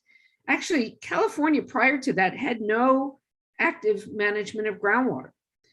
It's a far-reaching piece of legislation. It requires these plans to be developed, but it's all still in the future to know whether it's going to work or not, and whether this more of an integrated approach and a regulatory approach at the watershed level or at the basin level, I should say, will work. So there's no single answer. It varies a lot. And this becomes extremely important when we have drought and surface water supplies are diminishing. And we're just grappling with that now. We've known that there are cycles, but the extent of the poor hydrology in the basin has surprised everybody. It's just getting worse, faster, and to a greater degree than people thought. So we're trying to figure this out. Now, I just want to say a moment about a word about gaps and barriers. Some of the gaps is just having people come together and being willing to share the resource. And you have a structure or hierarchy of water rights that have been determined by the legal structure, or no system of hierarchy. There's some opposition to regulation. Many areas, groundwater is not even measured or metered. And they don't want it to be because they call it, the expression is the camel's nose under the tent. You start with measuring and then government will come in and regulate. And there's just some political opposition to regulation. So political values, legal structure, the competition, all are factors. One thing I just wanted to mention in terms of Dr. Wilhelm's comments and others about having this be a broader dialogue. I'm skipping out for the next hour of this session. I'm skipping out of another conference that's on connecting land and water. And what we find in the United States is that, especially in developing areas, there's not enough coordination between those who plan the use of land and then the water sector. And so there's a conference now that's trying to establish a greater connection. So I'll leave it at that. It's a great question and a very, very big one. Thank you for that elaborate response, Professor Meghdal. And I would like to just take this to the next dimension or next question. While we are straddling these challenges even within water, where we are talking about the dichotomies around surface water and groundwater, there is a larger question around the in-silo nature of policies, particularly water, energy, and food. And that this question is particular to Dr. Karen. How do we look at these silos and why we need to look at this nexus particularly in the context of improving groundwater governance in the global south. The question by Saurav Kumar is focused on India, but I guess it's quite relevant to many other regions of the world. So, Dr. Karen? Thank you for that question. Yeah, the water, food, energy nexus has become very prominent in the debate over the last 10 years or so, and also in the research space. And I think exactly for the reason that Sharon just mentioned, that there's way too little coordination between the various sectors when it comes to managing the different aspects of development, you know, the food, the water, the energy, and also climate change and so on, environment, of course. And because of that, I think this has been put on the agenda to really, you know, find those intersections between the various sectors where we do need to come together to talk and find out where some solutions can be found and where, you know, solutions that cut across different challenges, you know, that relate to the different sectors. So, for instance, in groundwater, there's a very close connection with energy. I think that's very obvious, and I think we'll hear more about that in the common presentations and webinars, because so much energy needs to be used for pumping groundwater, and oftentimes the way that the energy sector is controlled basically indirectly controls how groundwater is being used. And India is a very, very good example of that. And we are also starting to see similar aspects in for instance, Africa, where solar energy is coming up. It's also an issue in India, but just to tell you that it's also happening now in Africa, making sure that energy is being used beneficially for the smallholder farmers, for instance, but not causing overpumping of groundwater, and finding those sweet spots, if you like, or business models where farmers can get access to the groundwater for their food security and so on, but sustaining the resource in the long term. So I think I'll stop with that. But yeah, there are so many different angles to this debate. Thanks a lot. Thank you, Dr. Karen, for that response. There are some more questions, but because we are running a bit late on the time due to the earlier technical glitches, we will take them today at the end. If not, definitely there are some interesting webinars lined up in the next upcoming weeks. And I'm sure some of the questions that have been posed by the participants are quite relevant to some of the topics that we have in those webinars. So even if we are unable to answer some of them, we will not let them go. We will try to answer them either by typing it in or taking it up later. We have an excellent group of panelists today, Dr. Tushar Shah, as well as Dr. Marcel Cooper and Dr. Debashish Sen.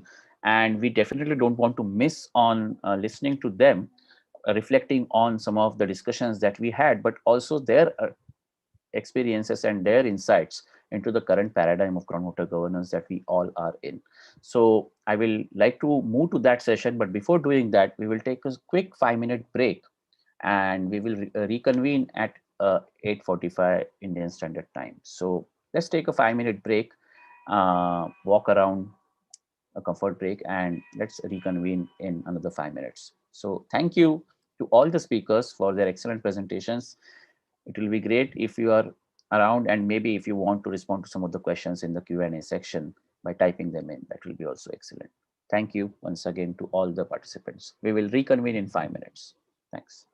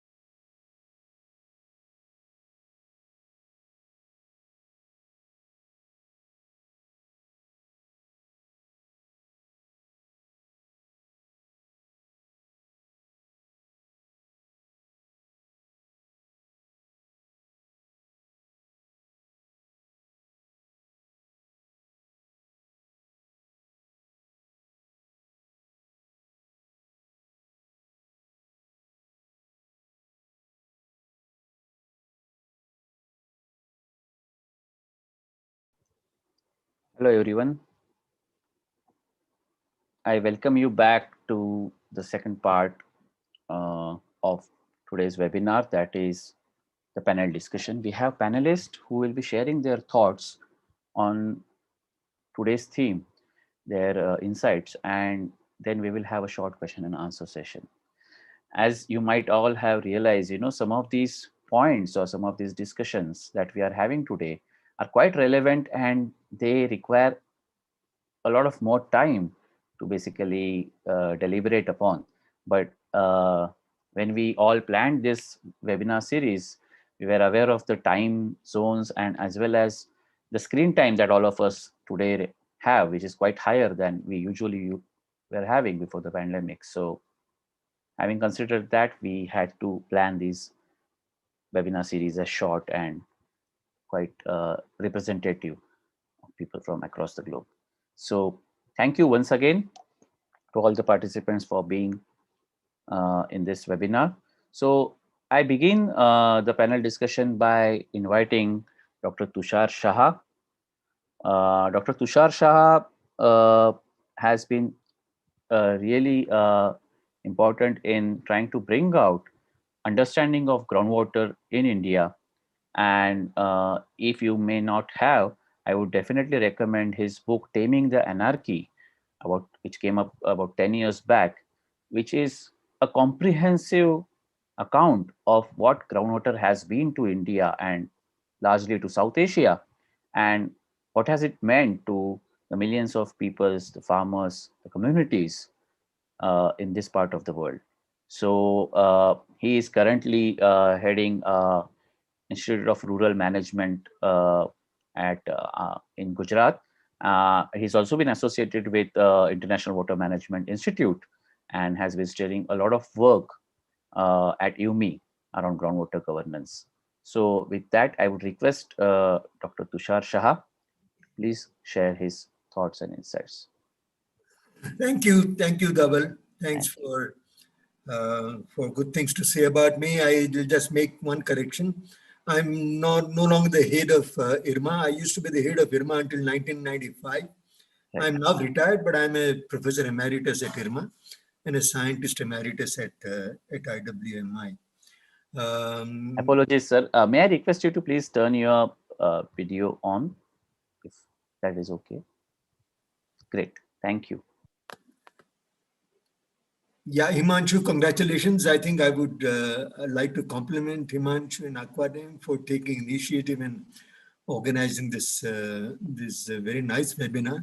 Actually, I think it's turning out to be very, very good. And I think Ford Foundation also deserves compliments for supporting this interest. I think the participation, the interest that this webinar has generated is kind of a tribute to the success of this idea. I think the webinar has gone off to a very good start. The four key presentations today have kind of set a very good backdrop to the discussions that we're going to have in this remainder of today and the future webinars that we have planned.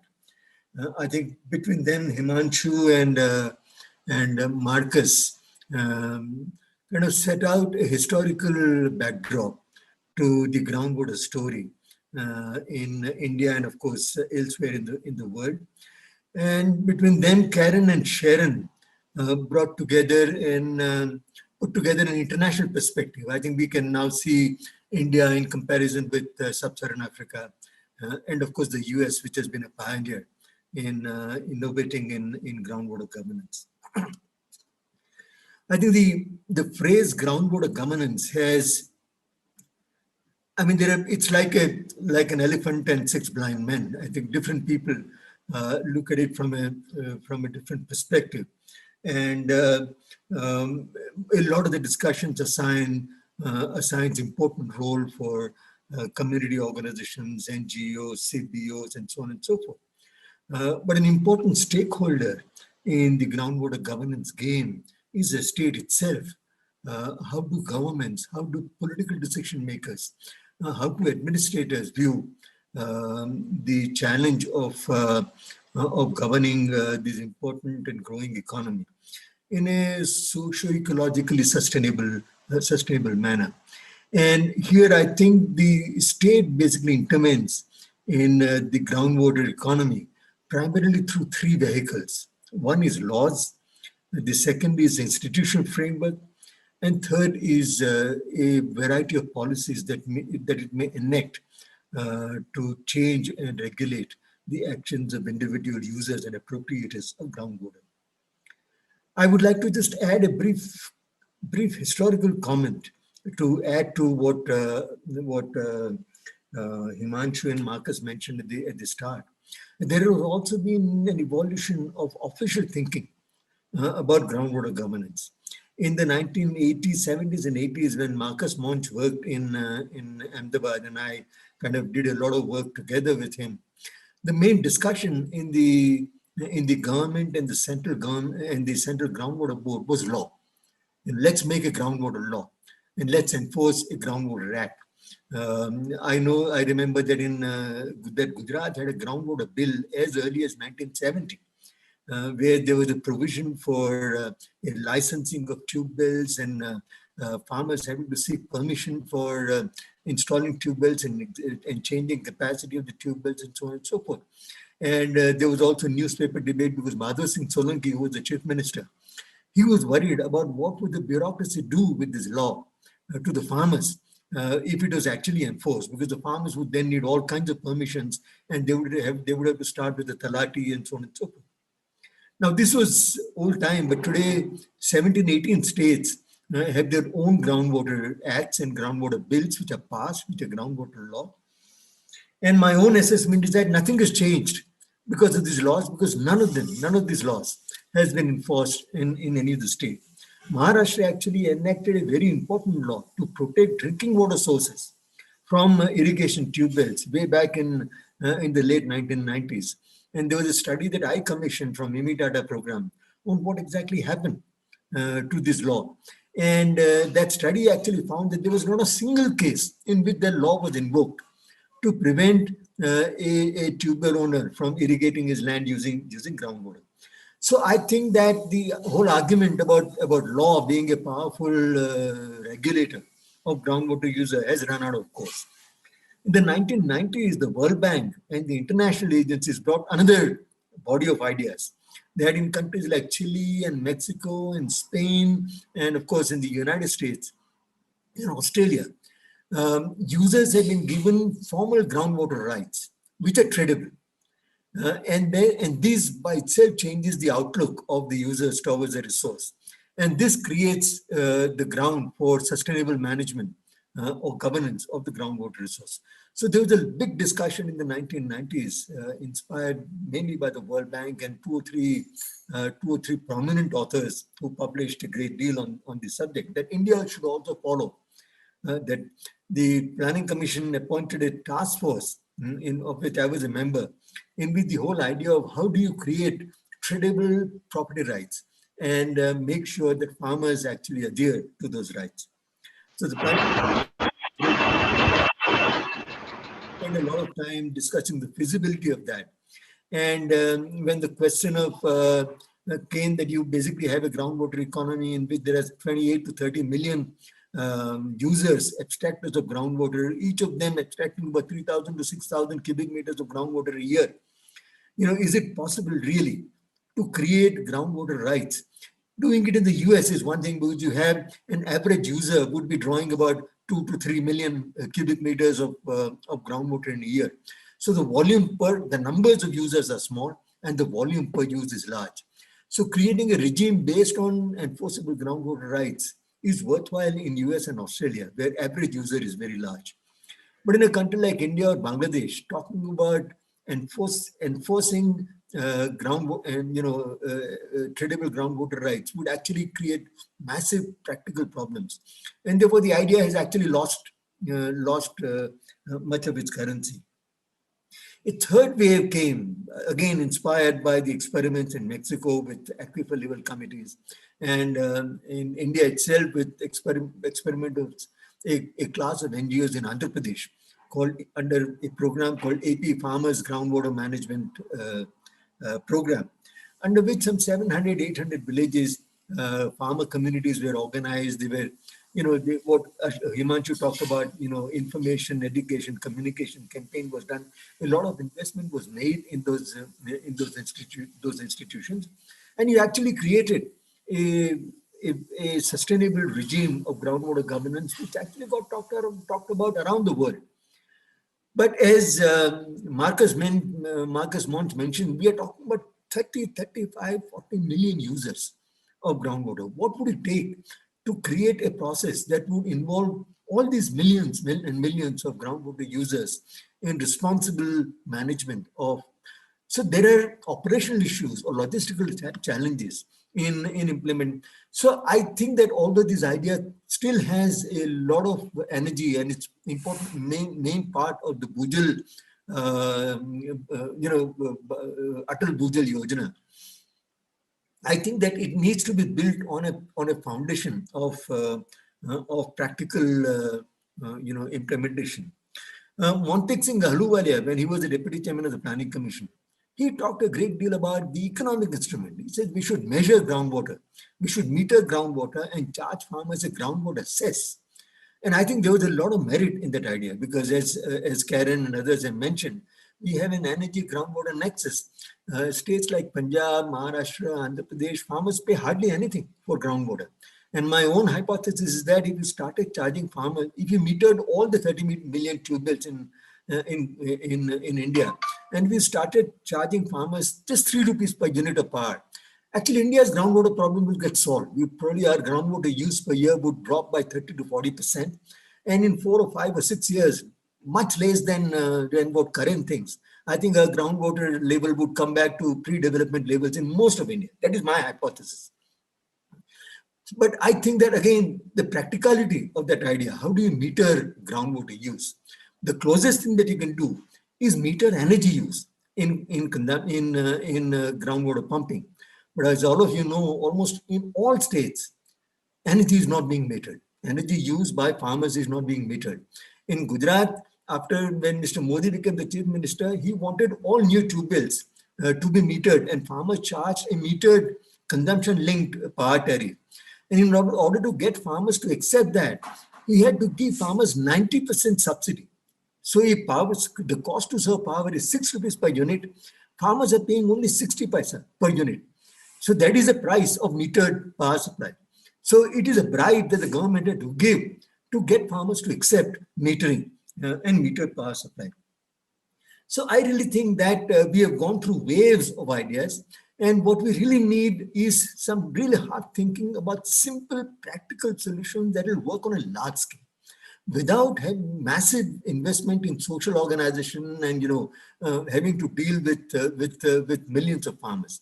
We need to find ways in which we can actually bring about large-scale solutions and implement them on the ground. My own assessment is that today the groundwater economy of India is primarily driven by 2 sets of factors. Number one, on the demand side, what matters most are the energy subsidies. And on the supply side, I think there are a number of programs. For example, the entire watershed program, the groundwater recharge movement that has acquired a lot of strength in the recent years. Also, the management of canals, canal systems. Canal systems are actually becoming secondary. Their main role is of recharging the aquifers, with farmers basically recycling the canal. Punjab used to be 90% canal irrigated in 1970s, and today 90% groundwater irrigated. It's not groundwater that comes mainly from rainfall. It's groundwater that is it's a canal water being recycled through tube wells because of free power that is available to farmers. So I think the energy irrigation nexus on the one hand, and managing, improving groundwater recharge are the 2 main factors that make groundwater economy continue to function. 20 years ago, the International Water Management published a paper in which says that if India does not change the way it manages groundwater, its food production would take a 60% hit. Nothing of the kind has happened. Food production has kept growing. And of course, the groundwater situation is getting worse and worse. But the food security so far, India is a groundwater basket case. And yet, its food production has been increasing. And that is primarily because I think the state and central governments have kept investing on mobilizing whatever rainfall we have, whatever water we have, in dispatching it, as much of it to aquifers as possible. And on the other hand, there is rationing of power supply, which kind of puts a cap on the amount of groundwater that farmers can drive. So if you want to really kind of complete the story on the groundwater governance in India, I think there are these 4 or 5 thoughts that we need to kind of keep in mind. Number one, all depletion in India is policy driven. All the states where free power is not available or farmers have to use diesel to pump groundwater, you don't have any groundwater problem.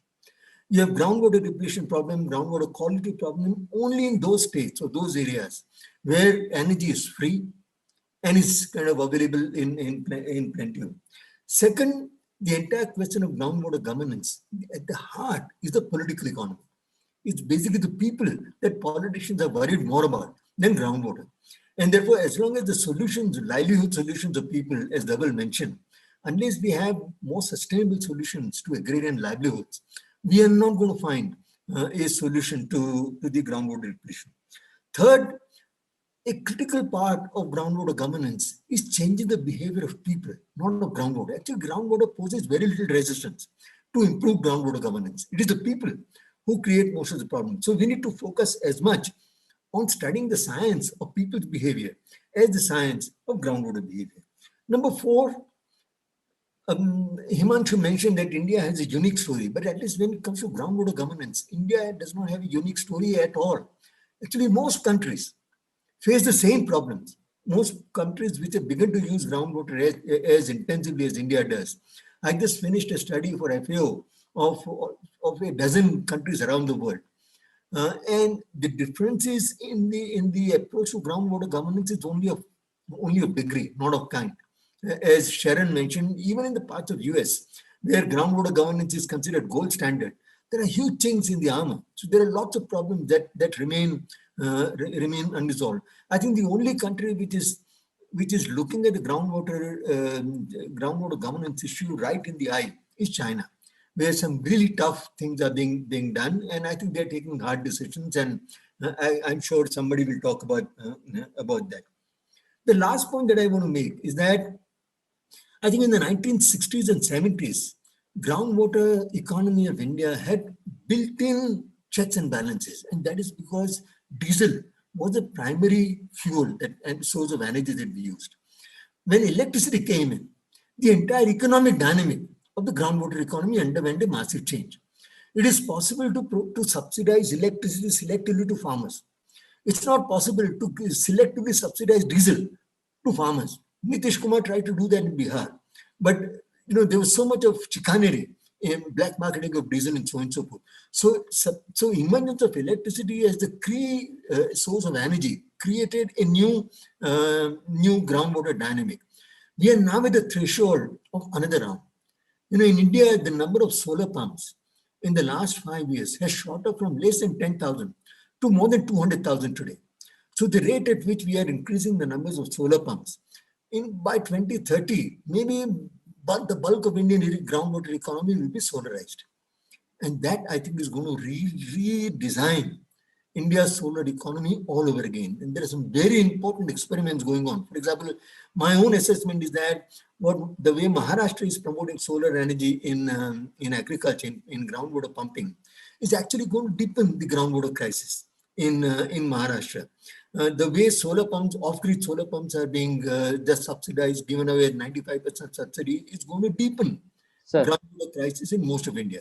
An important experiment that Gujarat is doing, where all the solar pumps are being connected with the grid and farmers are being paid for the energy that they generate but don't use for pumping.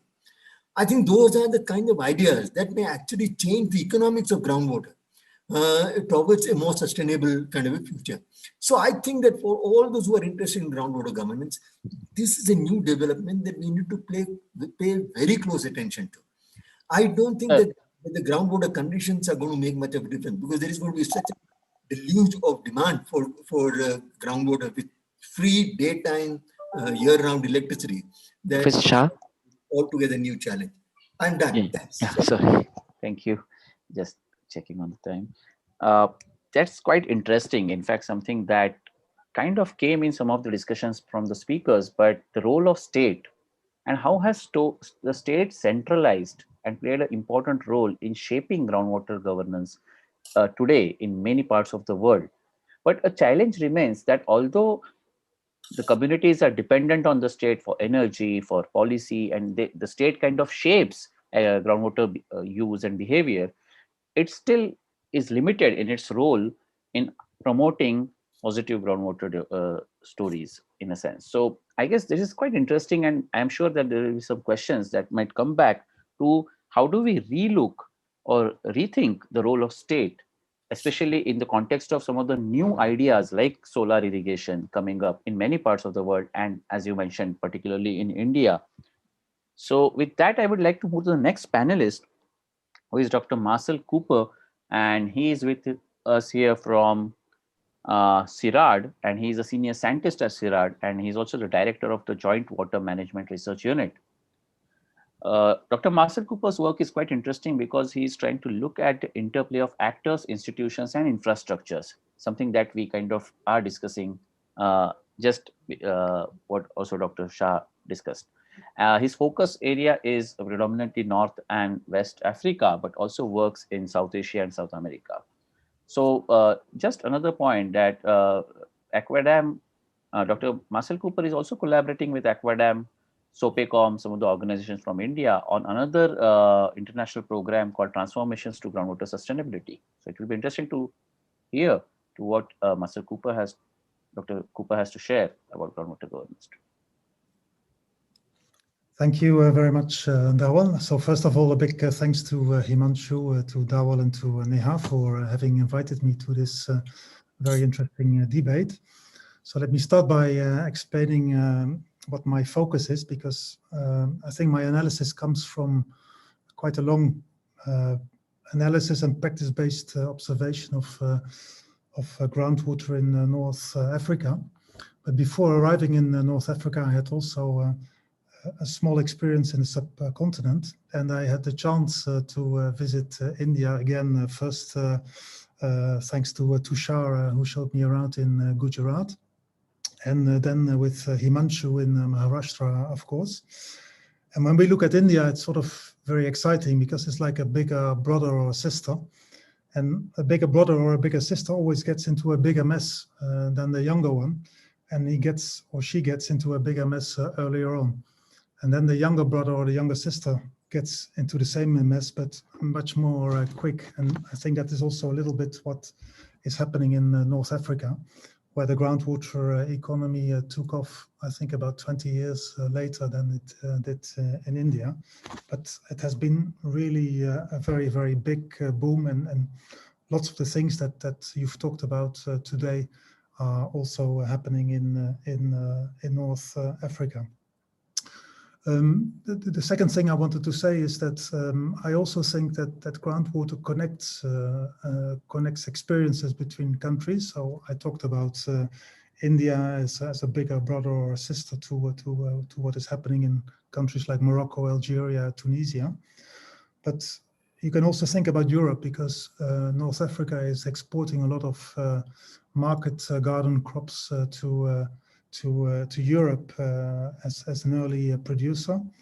There are lots of Syrian drillers that made a very big very big role in developing groundwater pumping from the 1990s, 2000s onwards.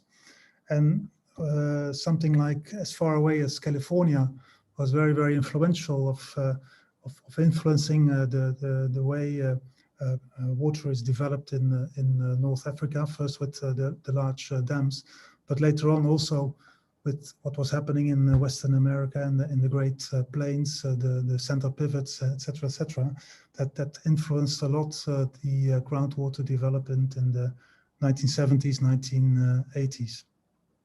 So the things, well, maybe two or three things that I wanted to say is that as far as the individual initiatives are concerned, we have talked a lot about it also today, and that a lot of this of the groundwater economy is informal, is individual initiative, it's vibrant, it's a big boom, etc., etc. And one of the issues that we looked at in North Africa is that groundwater is also about giving status and giving providing inspiration to young farmers. We looked specifically at this category of people, often male farmers essentially, who sort of used groundwater as a vehicle to get on with life, to make some money, to gain autonomy, and so agriculture for them was not so much about carrying out sustainable agriculture with sustainable water management, but this was more about, you know, starting life and doing this for a couple of years and moving on to other activities. And the thing is that many young people come behind, so you have sort of a turnover and thousands of and millions of farmers, young farmers, getting into this agriculture sector irrigated through groundwater. The next point that I wanted to make is that I totally agree with Tushar said about the fact that a lot of this is policy driven, the role of the state, which seems fairly absent when we look at the groundwater pumping at first. It's a bit of hidden in this hidden water affair, but it's very important. I also think, and we generally say with our colleagues in North Africa that not a single tube well in North Africa is drilled without someone in the government or in a government agency knowing about it, which is not necessarily, of course, the water agency that is handing out the permits, but it doesn't matter. I mean, these pumps need energy, they need to be connected, they are visible, etc., etc. So basically, I think we are talking about a very tolerant state and having a lot of interest in development of what is happening with groundwater. And then, of course, there's also a lot of contradictions in the government, the same contradiction that you have in society about, do you want to promote your agriculture, ensure food security, export markets, etc., or are you about protecting the resource base, the environment, etc., etc.? And this is also where you get into sort of the process definition that Karen proposed, I think, in her intervention, to which I totally agree.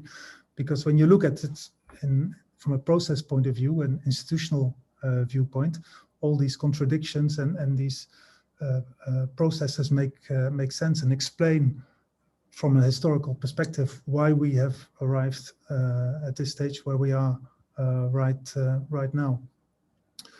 As far as North Africa is concerned, our major focus was therefore on the interplay, the dynamic interplay between formal rules and informal practices, where formal rules sort of provide the resource base and put up the resource, and the informal practices allow to gain access and to make sure that certain people can go ahead with exploiting the resource. And that is why we tend to think that what is happening in North Africa is not so much an anarchy, but more something like a negotiated disorder, very much negotiated, actually.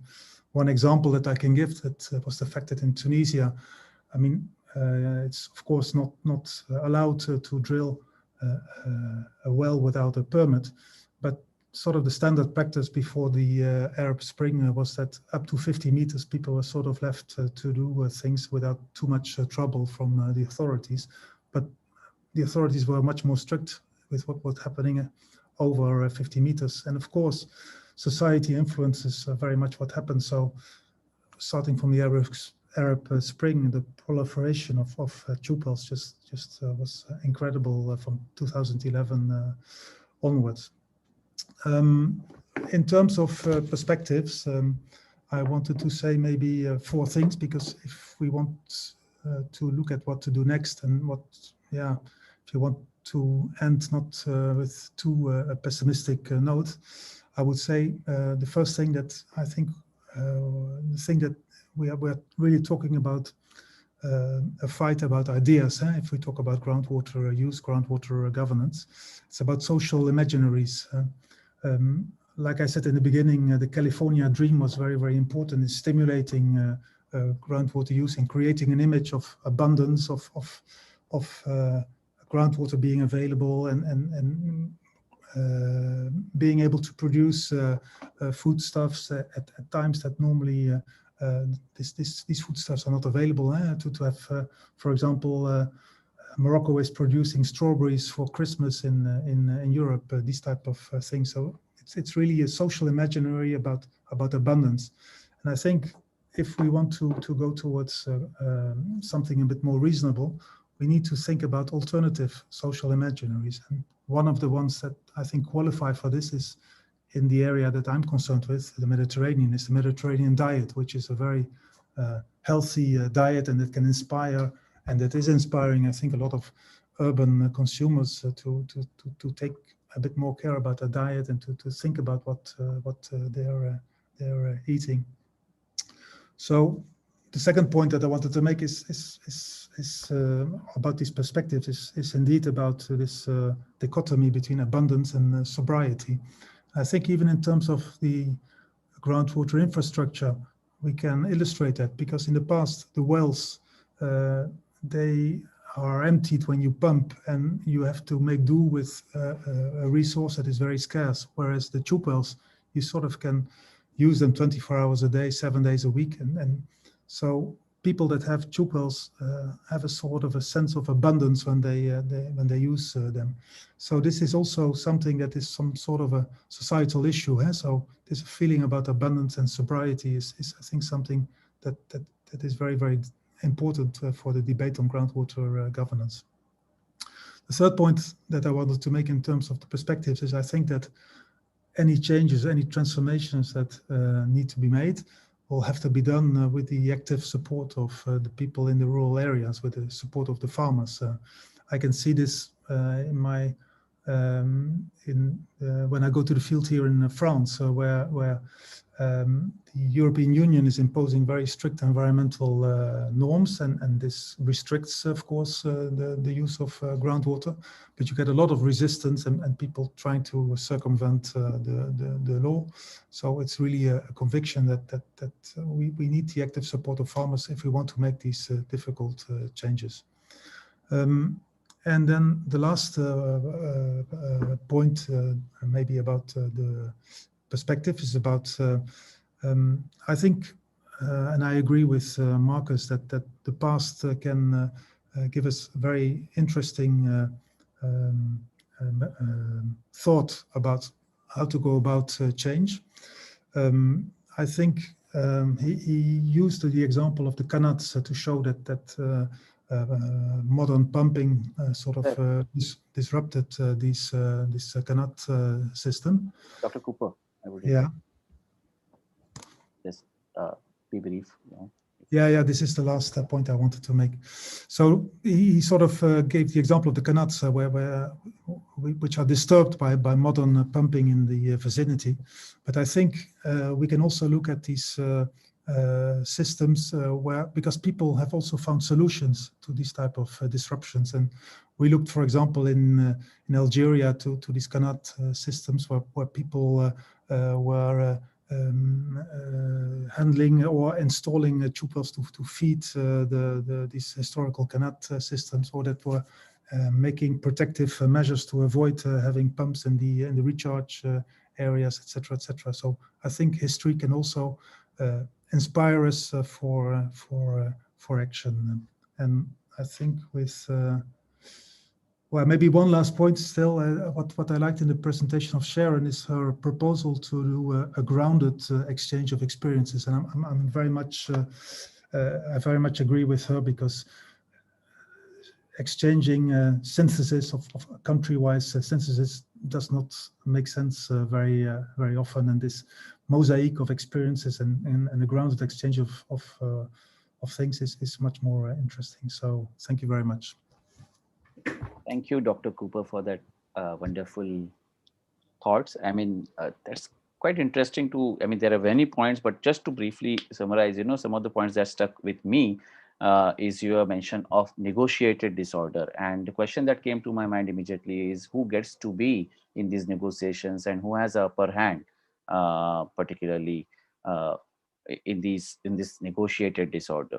And and the other thing that I'm sure surprised or not surprised, but came to a thought of many of us is your mention or your observation of how post and pre-Arab Spring and the changes in groundwater situation in North and West Africa. And that's quite interesting because I guess that asks, it urges us to strongly look and relook at governance, not just as a techno-managerial phenomena, but more as a socio-political event or a process. Uh, and I totally agree with the point on alternative social imaginaries, because unless we realize where we are going, what we want to look at, and questions around diet, which are strongly linked to food security, nutrition, and health, I guess these are some of the interesting points that came up and you touched upon in your talk. With that, I would like to turn to the last panelist today, Dr. Debashish Sen. And Dr. Debashish Sen is the director of People's Science Institute, which is based out of Uttarakhand in India.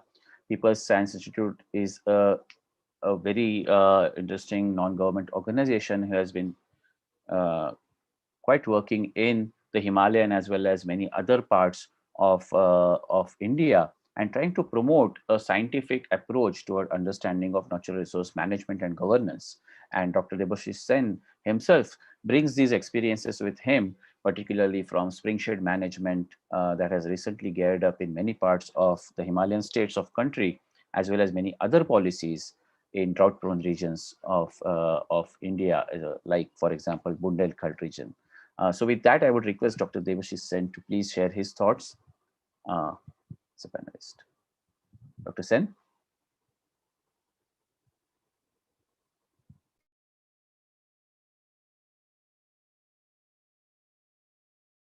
You might have to unmute, I guess.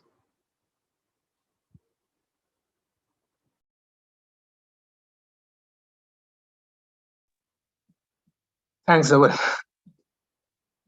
Sure.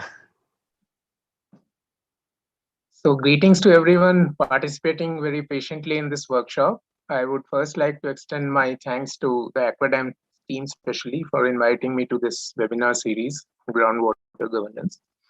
And as Dhaval mentioned, we as a People Science Institute, or PSI in short, along with Aquadam as a knowledge partner, have been working for more than a decade now, promoting participatory groundwater management in different geographies, and especially in the Himalayan landscape, doing a lot of spring shed management work.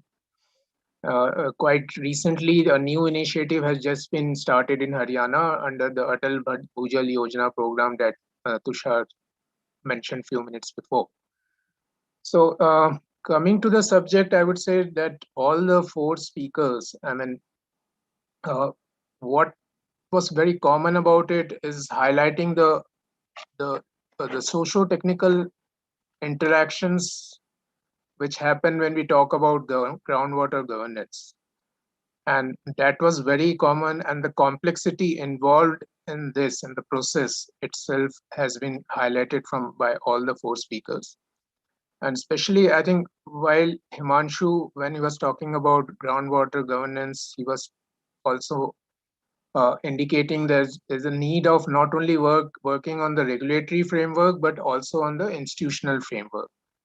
When was he especially catering to those all 5 Ps that he was talking about.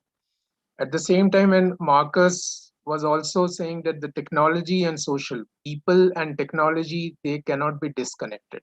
And when we are, and the sad part of the story, I mean, this reminds me of my first year at PSI, when we were doing trying to understand the history of irrigation in India.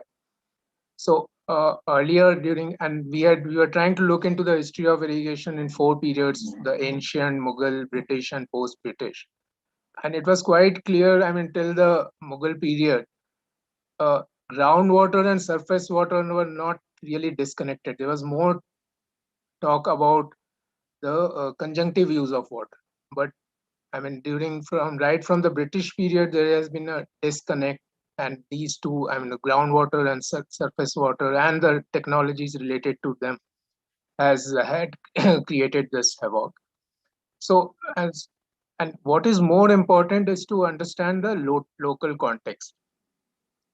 In terms of, I mean, the Sharon's presentation, it highlighted the climate change adaptation aspect, and I think the current pandemic adds a new factor to it, and that also we need to. I hope that during the course of the webinar we will be also talking a little bit about it, especially when we are talking about multi-stakeholders, we are talking about an interdisciplinary approach. Then how under pandemic situation, and we are expecting more such frequent pandemics to come in the near future. So how we are going to cope up with that is going to be a big question.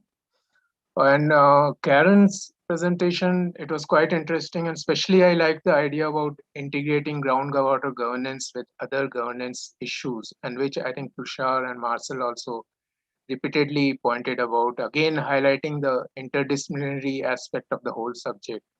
And also I'm happy that Karen pointed out about the water quality issues also. Now, so going back to, I mean, again, and this reminds me all about my first year, because then at PSI, when I had happened to travel different parts of the country, be it in Rajasthan, where we were looking into the Khadeen system of irrigation. In the south, we were studying the tank irrigation system. In Chota Nagpur Plateau, we were seeing the Ahar Pine system of irrigation. And then in the Himalayas, it was the Gool irrigation, or the cool irrigation in Himachal, as it is known. And all these irrigation system, interestingly, as what I mentioned, is the conjunctive use of water. And I think we need to, if we really want to push for sustainable and equitable groundwater governance, we have to push for conjunctive use of water, and we have to focus on the more efficient and sustainable and equitable use of groundwater. So the institutional framework becomes very important. And if we want to work on the institutional framework, especially the different stakeholders and particularly the communities become quite critical. And what has happened over time is, with the development of technology, there has been a disconnect between the communities who were earlier had an autonomous right, and I would say the management was more or less on their hand in terms of the groundwater resources also. I mean, my particular experience with springs is, I mean, you have a variety of springs also. You have about 50 or 60 names of different kinds of springs comes when you travel across the Himalayan region. And there were rituals and customs which we are, I mean, we call them now as the social norms, which would help them in the governance of the management of these water resources. But with the advent of the pipeline drinking water or the irrigation systems, the resources and the people got disconnected. So if we really need to push, and we have to, there is no question of if. So we will have to build up the capacities of the communities. We have to build up from the knowledge base that they have. I mean, the kind of experience they had with the management of these resources. We need to do the historical transact of these groundwater resources. And then especially, I think the gender issue, the women in particular, because women by habit, I would say, they tend to save. They have this conservation, the conserving attitude. So they need to be involved, and particularly in the decision-making aspects of groundwater resource governance. Secondly, the youth, because the youth are also getting away from the resources. And so the youth, I think Himanshu was mentioning about the building of the capacities, and we need to create a cadre of para-professionals. And there the youth can play a great role. And similarly, I think the children. I mean, children could be a way to generate awareness between the communities. They can be even involved the monitoring of the different groundwater resources, especially like we are involving them in the discharge and the water quality monitoring of springs, which helps the community also in the decision making process. So these three entities within the communities, the women, youth, and children, they play a critical role, and building up their capacities is a necessity. And second, which we have been talking very briefly about is, and if we want to do what I have been talking about, is the creating of information and database. So, and that Himanshu again had mentioned about earlier. So what kind of data at what level is required? I mean, you have the isotope technology for determining the recharge area of spring, but would the community be able to use that? Of course not. So can the geohydrology of springs be demystified at the community level, and the para-professionals from the communities, can they, demarcate the recharge area, and they can do the treatment measures along with the social norms. So so my focus, the two things that I want to highlight is, one is the institutional building part, and there particularly the role of the communities, and second is the regulatory framework along with the capacity building of the different stakeholders, again focusing more on the communities. So I think I would like to end with that, because we are already at 9:30 Indian time. Thank you, Debashish ji, for sharing your thoughts. And I guess you touched upon two interesting aspects that I think did not come up earlier. One is knowledges other than what the state kind of promotes. So like, indigenous, local and traditional knowledges of understanding using groundwater resources, and also the role of capacity building. And capacity building often is looked upon as a one-time activity before any program or a project, but I guess it's a continuous activity, and there are a lot of back and forth when one thinks about capacity building, particularly in context of groundwater governance. So I thank you for your yeah, you have a hand raised. Just one point. Yeah, sure.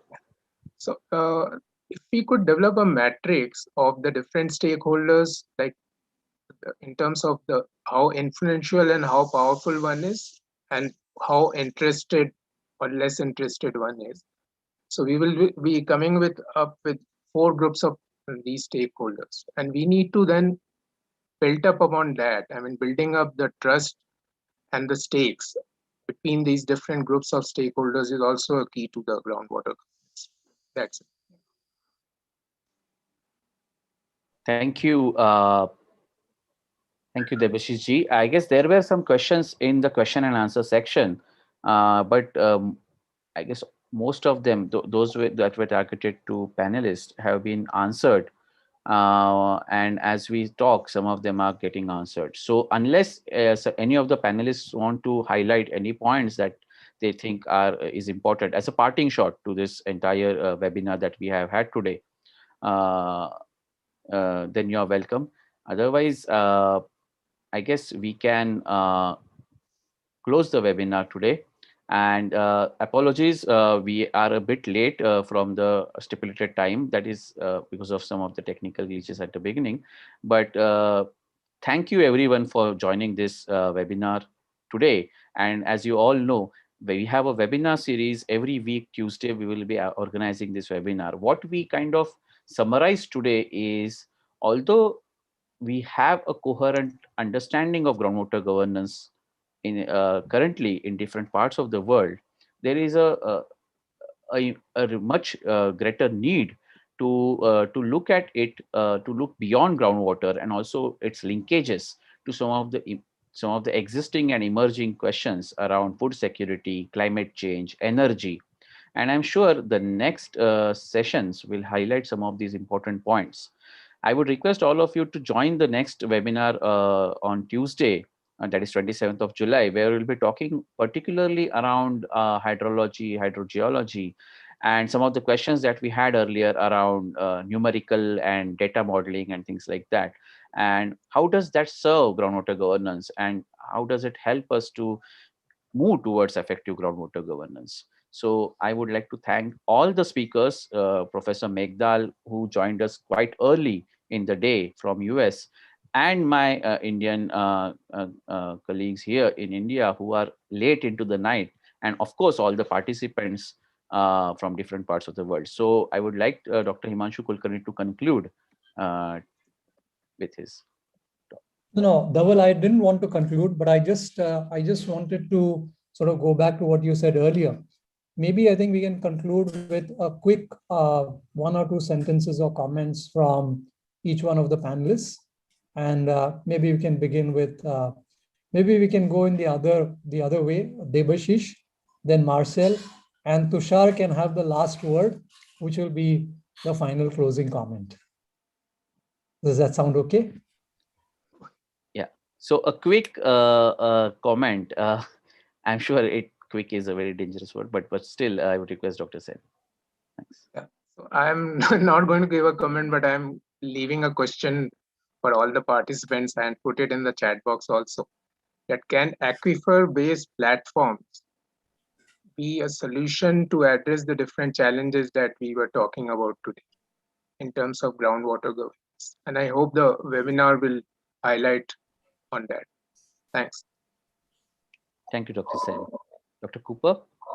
Yeah, just to repeat what I said, let's continue to share grounded groundwater experiences in these type of forums, because it's very important, I think, to learn and to progress. Thank you.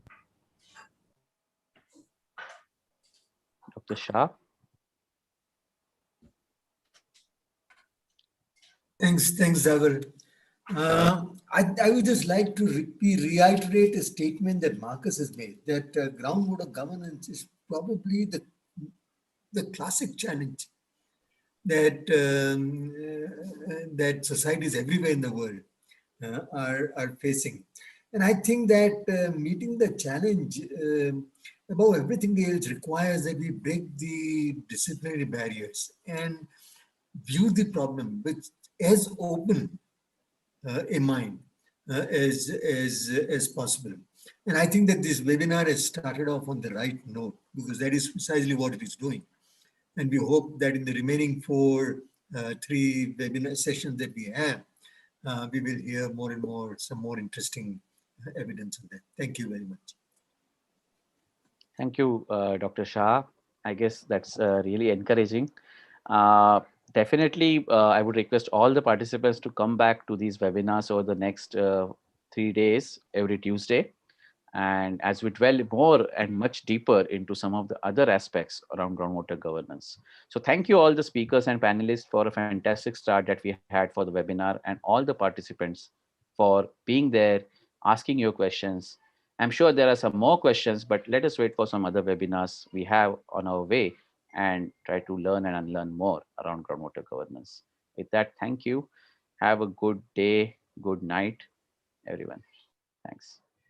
Neha, we may close the session. Thanks.